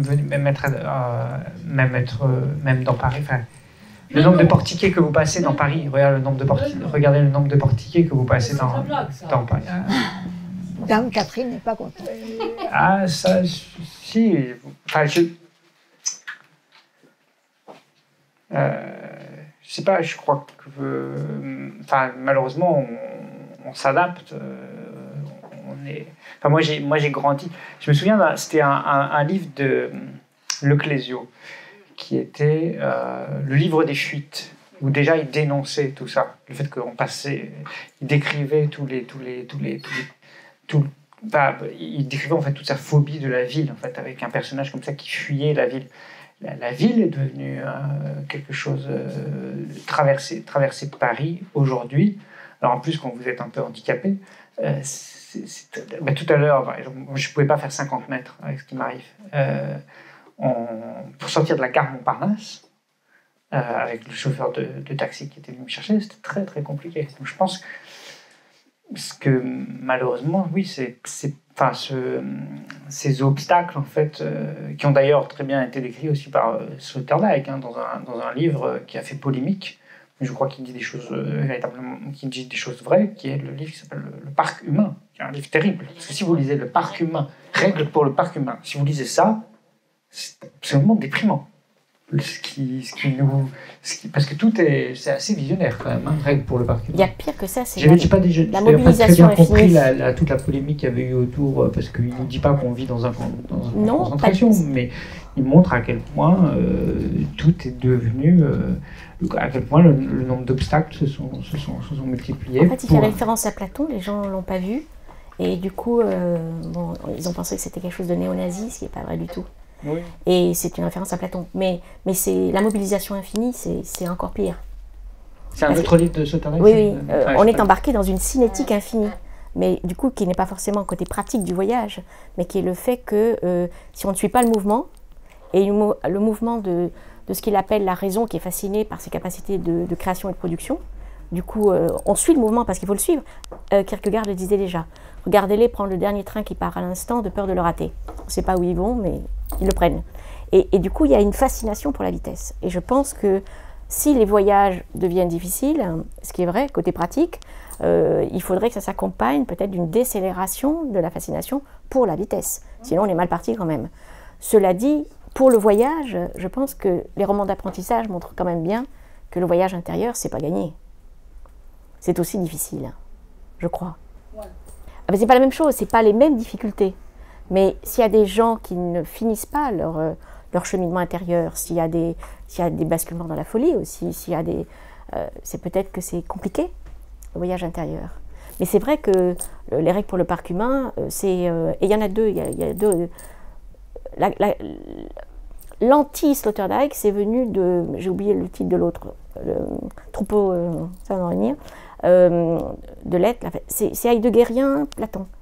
Et ça a été 2 conférences prononcées, et il y avait des heideggériens, des gens là qui l'ont trouvé, qui ont trouvé que c'était insolent. Il faut dire qu'ils cherchent un peu, hein, parfois.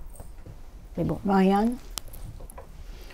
Non, moi je suis vraiment une, comment dire, moi je suis vraiment convaincue par le voyage intérieur. Je pense que c'est moins dangereux, économique, et en termes de bilan carbone, c'est imbattable. Donc voilà, moi je continuerai à voyager assise à ma table. D'autres questions? En réalité, le voyage transforme. Quand Michel Serres disait « aucun apprentissage n'évite le voyage », il signifie que le voyage nous permet de nous transformer, de devenir plus riches, de devenir plus forts, quoi. Et en fait, le voyage, c'est ça. Qu'il soit intérieur ou autre, en fait, à chaque fois qu'on se confronte à l'étrangeté, on se modifie, on s'interroge sur ce que l'on est soi-même. Il y a aussi ça, cette interrogation sur ce que l'on est soi-même, et on se modifie petit à petit. C'est pour ça que voyager, c'est extrêmement important. Voilà. Mais partout, n'importe comment rencontrer l'autre. Voilà. Alors, vous disiez que voyager, c'est... Qu'est-ce que vous voulez, monsieur ? Voyager, c'est essayer de conquérir l'étrangéité. C'est cela. Hein ? Voyager, c'est affronter l'étrangéité, lui faire face. Ce que j'appelle moi l'étrangeté, oui. Mais peut-être il faut définir l'étrangéité. Alors justement, si quelqu'un... Alors, je pense, quand vous avez posé la question, c'est Henri Thomas qui m'est venu tout de suite, qui dit qu'il est déjà un étranger pour lui-même. Oui. Alors du coup, comment fait-on ? Alors, je pense qu'il y a un étranger et un étrange en nous. Oui.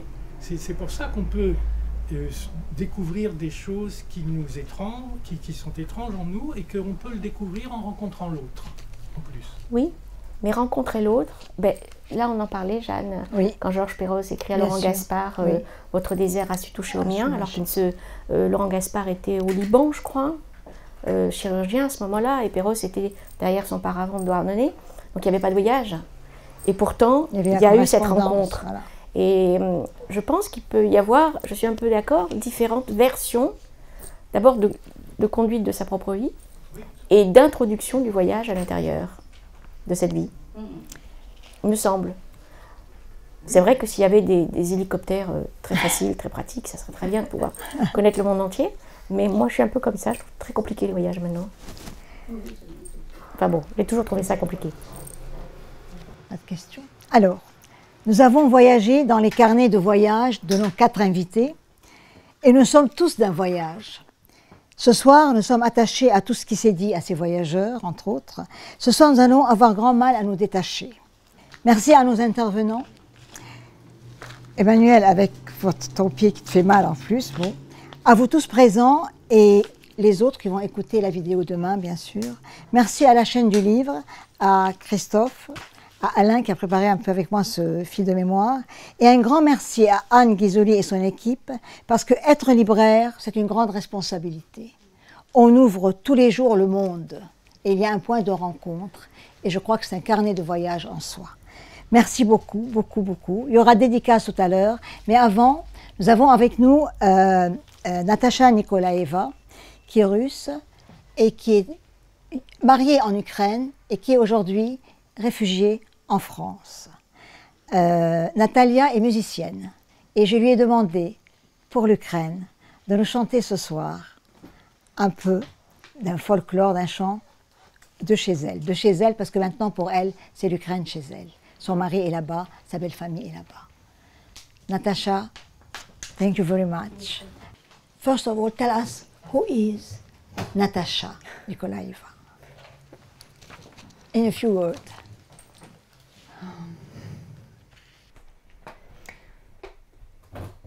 a human just like you. Can I translate? Oh, je suis juste un humain comme vous. And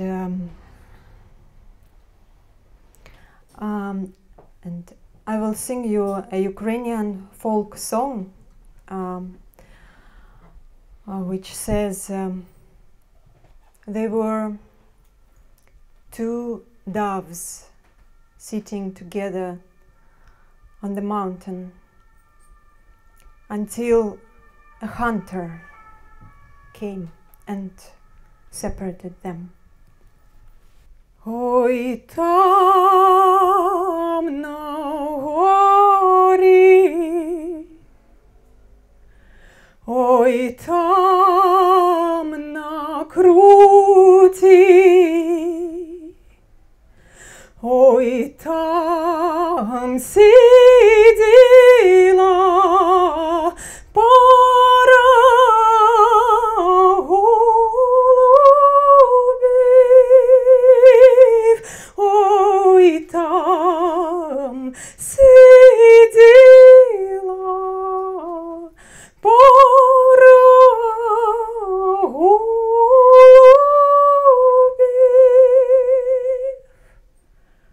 Вони сиділи і парувались сизими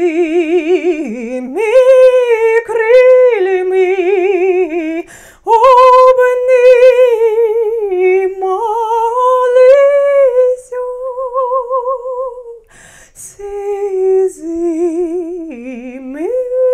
крилями, обнімалися.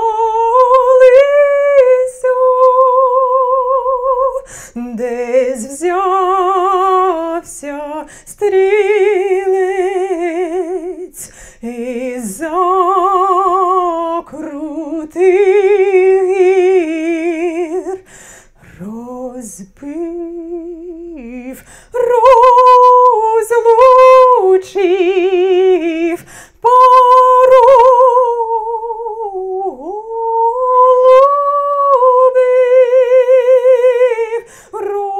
розбив,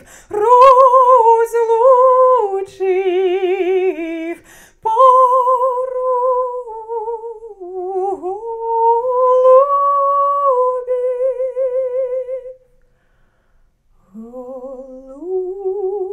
Голубка не їсть, голубка не п'є, та все ж на ту гору плакати йде, та все ж на ту гору плакати йде.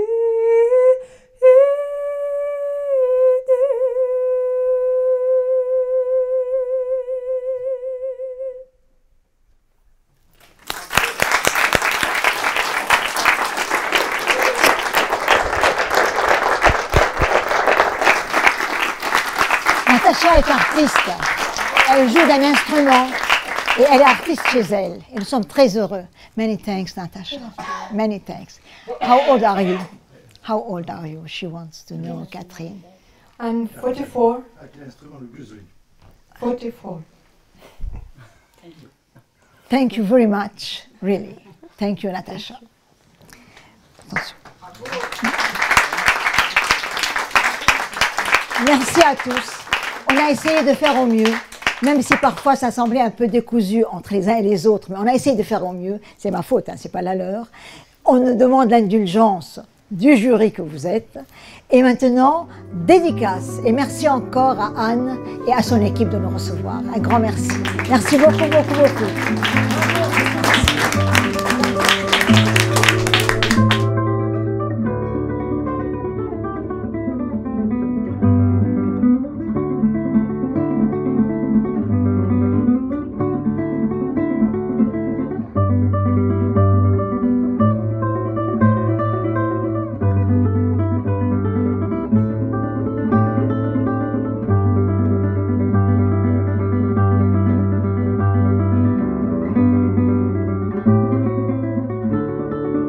Thank you.